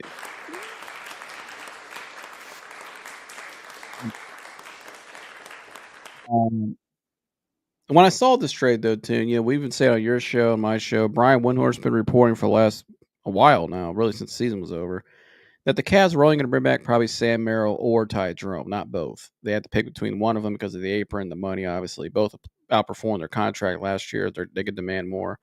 Well, as soon as I saw this trade though too, and I thought, okay, Ty Jerome's not coming back. If we're gonna sign Sam Merrill, it had to be for a good deal. Although I wasn't even sure about Sam Merrill because I think the kid we drafted the other night, Proctor, maybe not right now, but down the road could be better than Sam Merrill, and he's already a pretty good shooter in college. But what do you think of Sam Merrill for 4 years, 38 million, or almost around $10 million a year? I mean, I think Tunit's a great deal. It gives you time to develop more of your younger guys, especially Proctor. You know what he is. He gives you shooting. You know what I mean. He knows the system. He's played in big moments now, and that's a very tradable contract down the road. What do you think of the Merrill breaking news? Yeah, I mean, it is what it is, man. I wanted Ty Jerome to come back, but I guess assuming that we signed Lonzo, that was going to be the insurance rate there. Him probably replacing Ty Jerome. So I really wanted Ty Jerome back. Sam Merrill, he's cool. I've been a big supporter of Sam Merrill since he got here, and his ability to shoot the ball. I've been rooting for Sam Merrill since summer league also, but like. It is what it is, man. It's a friendly deal, Uh, I wanted Ty Jerome back, man, but I get it. You paid Sam. You chose to pay Sam. You locked him up for 4 years. I think it's 4 years, right? Yeah, 4 years, $38 million, which isn't a whole lot of money nowadays. Yeah. Especially with the caps could be going up now with this new with the new TV deal and Amazon getting involved and NBC. The cap's going to go up, just like how it went up in the NFL too when they brought in Amazon. Yeah, so he chose a specialist. Sam Merrill brings that shooting. Sometimes he could be streaky, but when Sam Merrill is hot, he gets hot. So he's a movement shooter, and you paid him what you paid him. Not a bad contract, but a lot of people, well, some people are gonna say you probably overpaid for Sam Merrill. And I know I know y'all, some of y'all call him a one trick pony, but I mean he's a solid role player. Like I said, when he's hot, he's hot. He has improved as a defender. I think he has improved. So it's a solid move. I just wish that some way somehow we could have had Ty Jerome, but unfortunately Ty Jerome got to go, man. And we, yeah, I think if you were, let's say you were a team platoon that needed a guy for one night, right? Let's say your starting point guard's out, like we had. Let's say you have like three of your top guys out, right? How we had in that playoff series, if they're out for one night, which we yeah. saw. And you saw in that one night between Ty Jerome and Sam Merrill, who has a better shot of having a big night? And I think it's Um, actually more Sam Merrill than Ty Jerome because Sam Merrill, he's not as overall skilled as Ty Jerome, but Ty Jerome is an awkward offensive game, and he's kind of hit and miss offensively. And if his defense, he's not a great defender. He's okay. He's good, but he's not great. Sam Merrill plays pretty good team defense, in my opinion. At least rotates, well, communicates. He's mhm. size wise, he struggles, but he's a good team defender, in my opinion, in terms of rotation, handling the passing lane. He does everything he's asked to do. Those his assignments, but he can impact it because he was shooting. He's such an elite shooter. I think he is an elite shooter. I think he can get hot. When you have a guy that can get hot like that any night, he's got a pretty good shot, obviously. So I think for one night, if you'd say in the regular season or the playoffs like we saw, I'd rather pay him the money because I know what I'm getting from him. A shooter's always going to find a spot in the NBA because he can shoot the lights out of the ball. If you can run the floor, spot up, know your role defensively, you have a career in the NBA. Yeah, I feel like if we didn't pay him, I feel like a team out there who's looking for that type, teams that need 3-point shooting, was definitely going to try to acquire Sam Merrill. Yeah, you definitely need 3-point shooting, man. And that's why I 'Cause- think too, with the cap going up down the road, that's a tradable contract. Let's say Tyrese Proctor starts to really pick it up and becomes maybe you want to play him more and you can move off Merrill and clear up maybe a little more cap. I could trade that contract now probably. He'll always have a value because of his shooting. Ty Jerome has value obviously, but it's very inconsistent. You know what I mean? So DFJ said Okoro gone. Next should be Darius Garland. What do you think of that? like I always say, man, I expect the unexpected. I mean, I'm not really against moving Garland, You but really I'm. do sound a little sad. Your boy Okoro's gone. I mean, I'm just messing with Nah, man, it's all good, man. It had to happen. I won't let my emotion get in the way, man. Did you pour a bottle out today? You know, Nah, I didn't. I should. yeah, pour one out. Like, appreciate you, Ice. I Good luck in should, man. Chicago. I should, man. I'm not gonna be eating no ice cream or nothing, man. I ain't on that. But Nah, nah. yeah, but it is what it is, man. I don't, it is what it is, man. Like I said, He said, my "Thanks, only dude." DJ, man, come on, man. DFJ's been waiting all day for that. Oh man. Me and DJ was going back and forth before, man, because Uh-huh. this is brought up. Like you said, it was Oh, brought up I've seen the before. comment. Your whole comment section, man. They go at. They're like, Tune just loves these guys. We hate get these clowns out of here. Like they're especially our boy who we finally Ahmad. He was like, Oh yeah, man, trade yeah. everybody, and he's been MIA since. Ahmad, we're Yeah, still he looking for you, came brother. back that one. He came back Came last back and time. then he dipped. He said hello Yeah. and bye, and then I was like hi and bye. Well, I'm glad he's alive. As long as we Yeah, know he's alive. yeah. So Not sure if it's Cavs fan anymore though, but I feel you, DFJ. Yeah, I mean, I think we both agree the Merrill. I like the Merrill signing. I think for the price, it's very tradable. And Sam Merrill, you know what you get, and I think he's consistent at what he does. He is who he is. I like it. What do you think, Tune? Like you said, expect the unexpected in terms of trades. I think, like Windhorse said, they got till June 1st to make more trades, or excuse me, July 1st, July 1st, because yeah. once July 1st hits, the apron kicks in. The Cavs are a lot more restricted after July 1st. What do you think? I mean, I saw this trade today, too. I'll be honest with you. I'm starting to wonder, do they have a secondary deal they're working on, a bigger deal? For maybe could a Darius Garland get moved? Could a Jared Allen get moved? They still don't have a backup big either. So I think they need probably one more wing. Because I mean, you traded away a wing today in Okoro. All Yeah. you have right now is DeAndre Hunter. Max Strus to me is like a two. He's a guard and a wing, but he's more of a shooter. I'm thinking more of a two. They need another wing too. I mean, are they? What do you think they'll do? I mean, I would think they have one more move to get a wing and a big, possibly maybe both or one of them. What do you see? Yeah, I would hope that Kobe Alma got something else up his sleeve. We didn't get nothing in the draft. We got the guy that we got. Think it was a good pick, but we also still have a need for a big man and another wing, like you said. I think the big man thing is really something that we need to address because the free agency, it don't look like it's names there, but it's just like I don't know about the names. Could they be serviceable? Sure, but I don't know if you get that big man in free agency, you might have to get it in the trade, like the backup big. You're not going to be counting on Tristan Thompson. You know who else on this roster that I know that I'm not too sure about, but I think Chuma is still on his roster too because he has a team option with us. Chuma's still on his Uh, roster. he's on the roster, but I mean, I don't know. Yeah, if I I was don't the want star, to.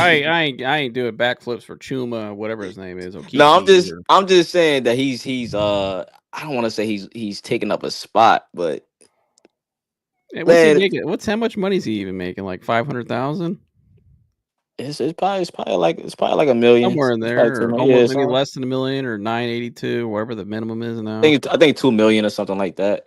Could be 2 million, but I mean, how tall is he? I thought he was more like a forward. no, I'm not. No, I'm not saying. I'm just saying he's taking. I'll bring him up because I feel like Let me say this right now: if they he's play there. Chuma, Okiki, whatever his name is, over Amani Bates, I will drive up there myself with a sign and say, "What the hell are you doing? Get this guy out the court. Put Amani in right now." I will. I mean, if they don't play Amani Bates over this guy, Yeah. I'm really like, "What the hell is going on?" Because that was gonna be my next question too. And if they don't bring in a wing, sounds like Amani Bates time to me. Yeah, because you have man, And I who else think do they you have? Because I mean, Tyson's a guard.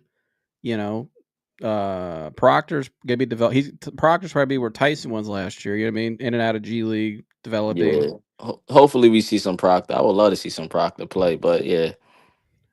What did you think of that pick the other night?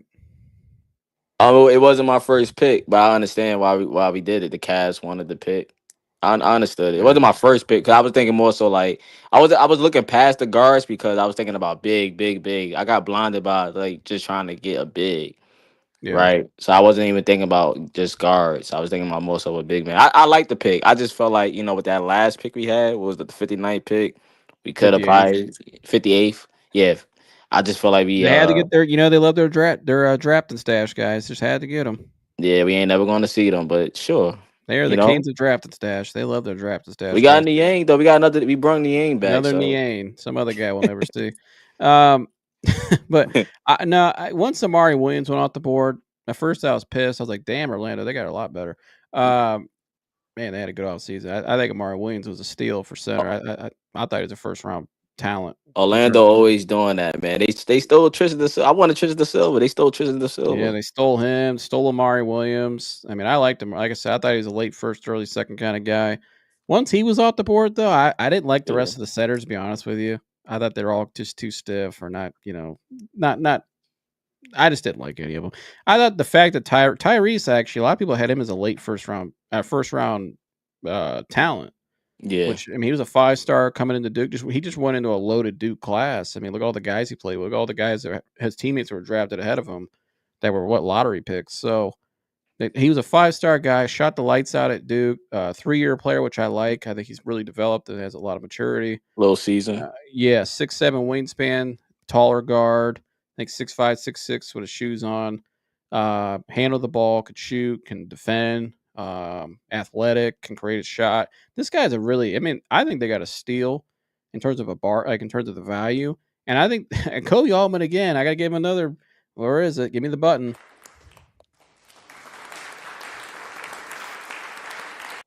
He played the rest of the league like a fiddle that night. I don't think people really understood what he did.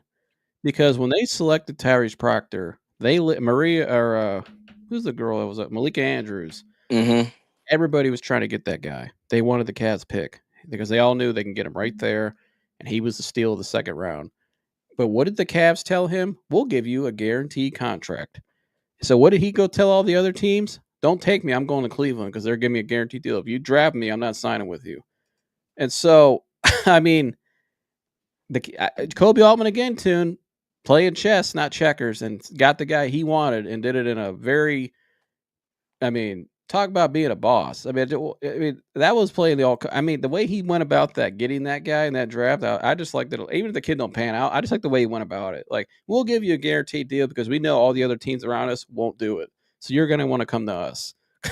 So and that's exactly how it went. Gotta start putting some respect on Kobe Altman's name, man.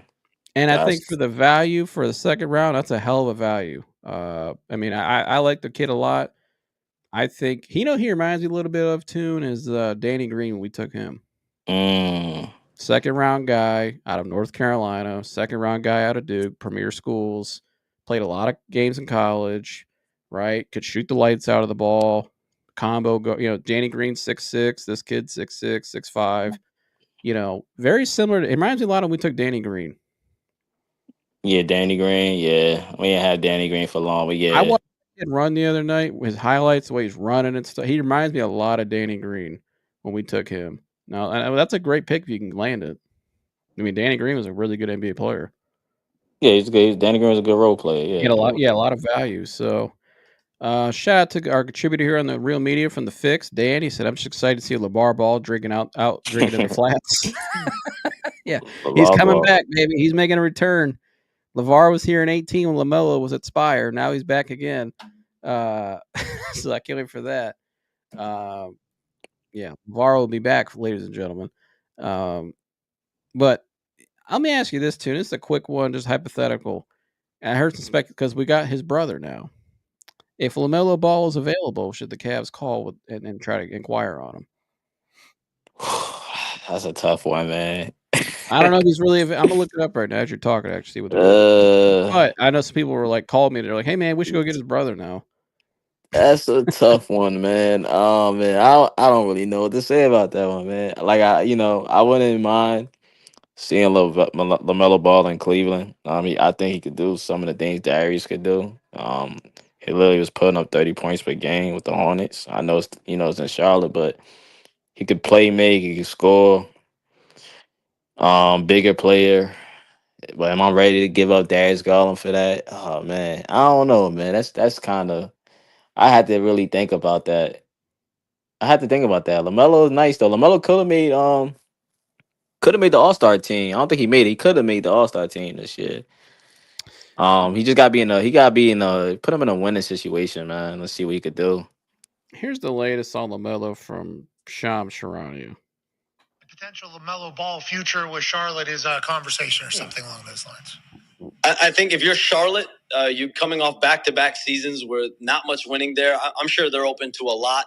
I haven't heard anything definitive on LaMelo Ball or any team or those conversations as of yet. But this is that period of time. This week, Pat, next week, this is, guys, when things are going to start to circulate. We're going to see a lot of rumors. We're going to see a lot of conversations. And listen, if a team calls the Hornets and makes a massive offer or makes a real push for LaMelo Ball, I mean, if you're the Hornets, you have to be all ears at that point, right? Like, you're at the position that they are in their franchise. What we've seen Jeff Peterson, their general manager, do there is accumulate a ton of assets. Since he's taken over, he's gotten dozens of draft picks. He's been able to add players on flexible contracts. So, when you're in the initial stages of a rebuild, that's typically what you do. That's typically what you prioritize. Any thoughts on that? Hey man, look. He said, "Hey, if you call, you never know." So let me direct the question back to you then, man. What would you do? I mean, big baller brand, in Cleveland. Oh man, we've talked about this on your show. We did. I brought this up at your show. What, like 2 months ago? I said LaMelo Ball, or a month ago. Could have been a month ago. Could a couple weeks ago. Yeah, I brought up Darius for LaMelo. LaMelo does a lot of the same thing Darius does. He could shoot, create his own shot, can be a playmaker, but he's 6'7". and I like the way he can control the floor a little bit better because a bigger guard. I think, when you look at the East, the landscape now, really just the NBA, it's all trending towards these bigger guards. You know what I mean? Right. Guys that are like 6'6", like Kate Cunningham, Halliburton, that can control the game, can do multiple things, are versatile.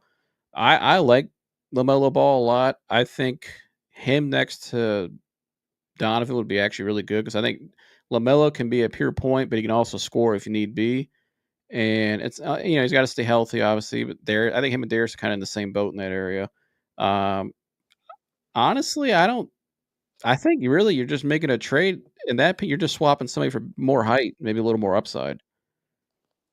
Yeah. And now I It's got his interesting brother though. here too. I mean, I could him and his brother running the points. I like the Ball brothers running the point guard position. I think they're great point guards. So, what I mean? I like just the way they see the game, the way they run the offense, facilitate, and play defense. Like, I like it a lot. I think the Cavs should definitely explore it and make a call if they haven't already. Because if I'm the Hornets, it's like, where are you going? And you kind of need a reset. You have Brandon Miller. You just took that kid the other night, the shooting guard. Which to me, they took that shooting guard. To me, I don't think that signals they may be looking to trade LaMelo right now. But I think if you got a Darius Garland and maybe a deal that like you like that can help you now, but also give you more assets to down the road to really help you know boost your team to make the playoffs, I think it's worth considering. I don't think LaMelo wants to be there much longer, Yeah, LaMelo need to be in a better and situation. they know that they're not. They know the temperature of what he's. You know what I mean? They know what he's thinking, what he wants and doesn't like, and they don't think he wants to be there in the long term. He could end up going to LA. He could go to He, Clippers or somewhere. I think that's where he would like to go. I think he just wants to be in California. Yeah. And there's 4 teams out there. I mean, yeah, you said the Clippers have been rumored, but I think if I'm the Hornets, though, I would really consider that. I mean, if the Cavs can be good enough assets and a Darius Garland and whatever else, I think they'd probably listen, and maybe they would do the deal. I don't know. I don't know how the salaries match or the apron and all that, but if it's a possibility, I'd definitely look into it. But um, if not, though, I mean, here I still think they got better today. I still think they still got to try to go out and make a deal. I would still call New Orleans too and say, hey, what can we do? I mean, it's tougher now because you didn't draft a center in the draft. So I don't know if they traded Jared Allen, what kind of big. Maybe they bring a big back in the deal, but they still have to fill that position. Or could you see a scenario where they put Mobley at the 5 now? Maybe they go get in a deal where they bring back a Herb Jones and somebody else maybe who can put it to 4. Yeah, it's another you know, another possibility. Like you can also, like, I know you brought this up before on my show. I know you wanted to say like trade. We could trade Jared Allen and get back a wing and possibly get back, that big man that they have, Missy. Yeah. He's a defender on that end. Or you can go like maybe put Mobley at the 5 and have Jared Allen come off the bench. I know you have mentioned that before to me, I think. And I No, that know, was humble. yeah, you can do that. That's another. If you don't want to trade Allen, then that's another way you could go. Like have. I don't think Allen is the type of guy. Allen don't have no ego. I think Allen, would do whatever the team wants him to do. That's if y'all still want Jared Allen in Cleveland. I would, I personally wouldn't put him on the bench. you wouldn't I think it would mess with his confidence. I don't think he'd think like it. so. Yeah, I'm not paying a guy $20 million a year either to come off my bench. Right, right, yeah, yeah, yeah. Usually you don't see, GMs or owners don't want to do that. Yeah, I'm not paying. You better be, unless you're, Vinny Johnson or, Lou Williams when he was in his prime, or somebody like, great. Like he's not a guy I'm paying $20 million to come on my bench. Uh, but he's a piece I think I could still move because I think Darius is harder because of he makes more money. He's got the injury. It had to be a bigger trade. It's a lot more complexity with trading Darius. But Jared Allen to me could be a much easier deal. You could still fill out your roster with a piece. If you get a Herb Jones and a Messi, I like that trade. You get defense, you get a big, and I think you get cheaper too. And Uh, younger. yeah, younger. I mean, you need a Herb Jones. You can use that. So I'd definitely be open to. I mean, here. I, I mean, they brought in Lonzo Ball today too. Let me ask you: do you think Lonzo Ball could get back to starting caliber? Because here's my theory: if he can get back to starting caliber, if they think that, I can move Darius possibly to New Orleans, maybe for who's the other guy they got? The big Trey time Murphy. one. Trey Murphy. Hmm. I don't know. I can't really answer that about A lot Lonzo of what getting ifs, back to but that. yeah, I mean, yeah.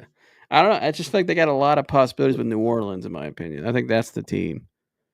Yeah. So it's like I don't know, or that they stay pat. I mean, I think their team right now, as is they got better, but I still think they still have holes they need to fill. But they Yeah. still got better. They still got pieces. If they could stay healthy, I think they got a better shot than they did before this trade today and the moves they made. So, or the signings they made in the draft picks. So I don't know. It's gonna be really interesting to see what happens. They got 3 days though. You got any predictions in 3 days? You think is gonna happen? Man, look, I'm looking. I'm looking for another trade to happen. Hopefully, I'm looking for another trade to happen, man. Because I think you still gotta address. I'm just not sold on getting a big man in free agency, man. I mean, it's like I said, it's bigs out there. I know some people want to Slim bring Larry pickings. Nance in. Yeah, it's very slim, man. You got guys like Luke Cornett, who Boston trying to bring back. Al Horford, old. It's like I don't know, man. Larry Nance is a name that come up. I mean, I don't hate it, but I'm just like, dang, could we like if I could do better than Larry Nance, then I would, me personally. But if we can fill out our depth like that, though, I think I'd rather have Larry Nance than Chuma, though. I say that. Yeah, I would any day of the week. Shout out to Nance 330. He might be in town right now. I don't know. Sometimes he's in the area I'm in. Shout out to Larry Shout Nance. out to Larry Nance. If he runs into him, I'll ask him. Or if I run into him, I'll ask him. Go ahead, recruit him. Yeah, I'm a recruiter. I gotta ask you too, and I gotta. What do you saw my take earlier on this? I don't think you've talked about this yet publicly. Dan Gilbert looking to sell 50% of the minority stake of the Cavs. Cavs worth $3.95 billion. So he's trying to sell basically $592 million of the Cavs. Well, I'll ask you this first. What did you think of when you saw that? And then you saw my take earlier. I think how LeBron in 26, when him and his boys were all free, and LeBron's always had a desire to. And he's even talked about the Maverick Carter. Obviously, the clip I played earlier, Maverick Carter even said that LeBron would be interested in buying a stake in the Cavs one day. What did you think about all that? Yeah, I saw it. I was just like interesting. It's a business at the end of the day, man. I know it's certain things or deals going on behind the scene. I know LeBron would love to probably have some type of ownership with this team. I know a lot of people always say LeBron LeBron should coach, but LeBron don't have no desire to coach, man. He even LeBron trying shut to be a that down. boss. Right, I hate when I see people say that. I'm like, LeBron would never be a coach. Like he's bigger than that. Yeah. This not happening. But I don't know. Dan Gilbert, you see a lot of these owners, selling. So I don't know. I just find it interesting. I don't have too much to say about it. I just find it interesting. Yeah, I just found it interesting too. And I mentioned on your show, my show, when the Lakers sold that, I think keep an eye on what LeBron does. 'Cause I thought there was some interesting stuff there now. But am I surprised he's opted into the 53? No, because I gave it a low percentage chance he's leaving this summer anyways. So I thought 20% was leaving generous. But so he's opted in tomorrow to that. He'll play next year in LA. Then he's free agent. Brian will be a free agent next year as well. And Bryce will be basically free as well because he'll be draft eligible. So Right. when I saw this report with Dan Gilbert, it just made sense. To me, I'm just looking down the road and I'm like, okay, if I hear what Chris Broussard said back then, is close to knows something. It's been rumored for a while. Maverick Carter said it the night he came back to Cleveland. He was first game as a Laker. I mean, they're very calculated in everything they do. They've always left the door open publicly. Even when he's been in LA, they've always made rumors and hints about it in the article in 2022 and all that. But anyways, they're very calculated in everything they do. I think he'll want one last hurrah, not this season, the year after. 26, 27 will be his last season. It'll be a retirement tour. And I think if he has a chance to win, he'll still try to win. I think he'll go out the best way possible he can for the best storybook ending. I mean, his whole career has really been a storybook. So since back in high school. So it makes a lot. I just thought the timing of this was interesting. He didn't say he's trying to sell right now. He just said he's looking to. Yeah, he's looking to sell that minority stake. But to me, I think based on what Maverick Carter said, LeBron would definitely be interested in that. I think the timing, if LeBron says, "Hey, I'll come back for one last season," that would generate a whole lot of money for the Cavs. Obviously, LeBron, whoever gets LeBron's, and that's kind of how it was told to me, or I heard it 2 weeks ago. Was not told to me, but I heard from somebody that I trust that uh, there's basically a bid for LeBron's last season. Like after this year with the Lakers, I think they're that's it out there. So it's gonna be, and it only makes sense for Cleveland. There's no other place he can go in the NBA. Not the Knicks. He ain't going there. He's not. It only makes sense for a retirement tour in Cleveland, back where it started. And he said he's willing to take the minimum to play with both of his sons for his last season. That's what he wants. So he'll take the minimum and come here. That's why he's going to get the 50. This will be his last big max deal this year. He'll take that money this year, which is a lot of money for his age, $53 million. Yes, it is. I don't think Yes, it any is. 40-year-old in NBA history's ever got that kind of money. So he's smart taking this last max part of the max money of his deal. And I think I could see it, like I said, right here, 2026. I could see all of them coming here. I think the Cavs would like it. And I think LeBron will take a minority stake role to start off his ownership career post basketball. Started in 27. He'll buy that stake. I could see that happen with whoever he's partnered with. I mean, $592 million isn't a lot to LeBron compared to the almost $1 billion he had to buy into the Vegas team. So it's a better deal. And he's got his boy here too, and the assistant GM and Brandon Weems. And I'm sure he has a decent relationship with Kobe Altman and the guy. He knows the people here. He can help with basketball input and basketball operation stuff. The same role you see Jeannie Buss right now too. With she sold off, but she still has a governor role and gives input.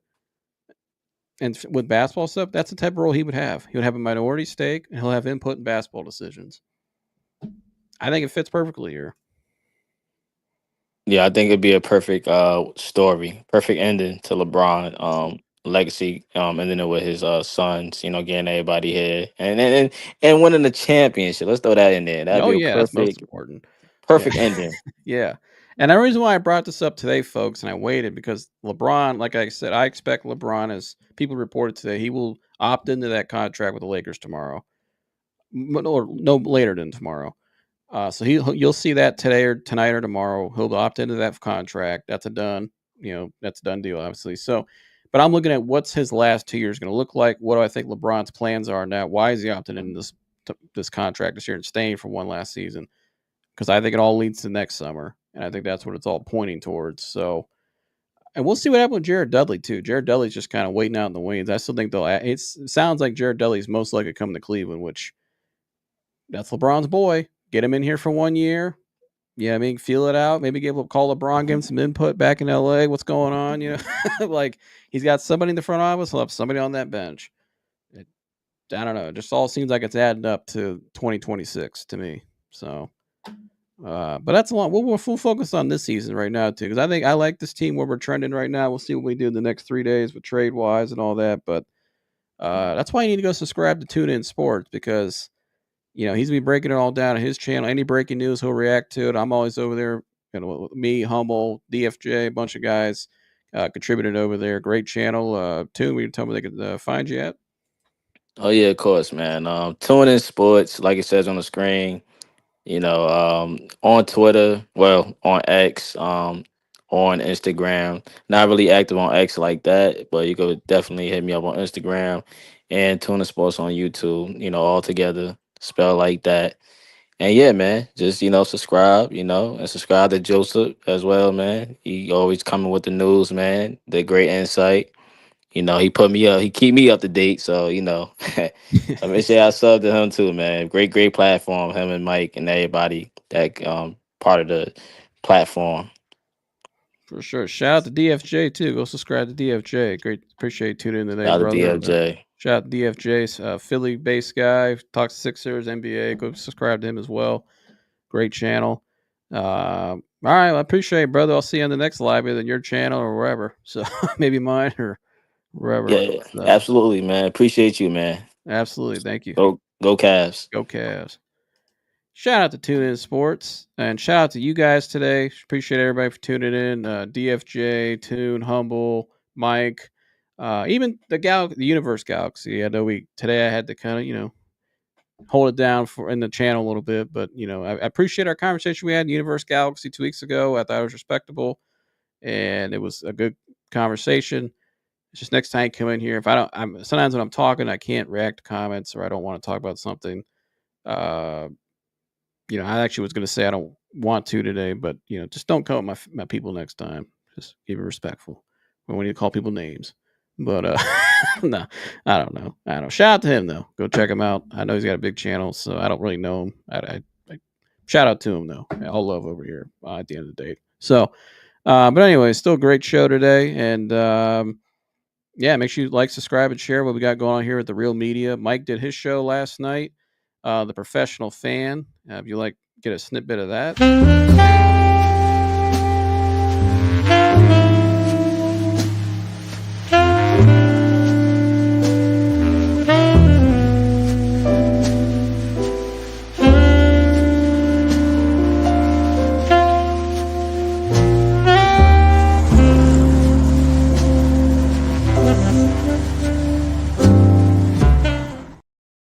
So that's a Professional Fan. Go check out his episode from last night. It was a great show. Go check it out. Mike covers all things Browns, NFL draft. If you're all in the NFL, all things NFL, go subscribe and go watch the Professional Fan. We also have our sports betting show. They'll be making a return here this summer, right before the season. The Fix with Dan and Chris. You saw Dan in the chat earlier. If you're into sports betting, which I know a lot of people are nowadays, the parlays and all that stuff, and even fantasy sports, and they break down the game as well and give their input. Here's a snippet of what that's going to look like.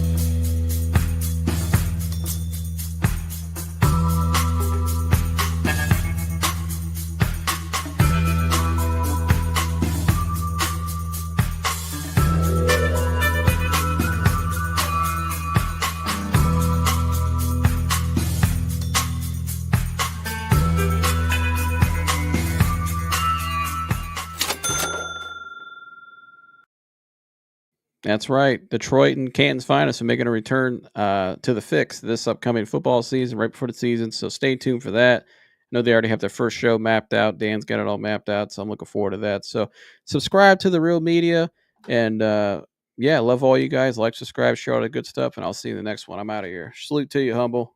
Humble say just got out the pool. Hope you're having a good day, brother. I'm out of here.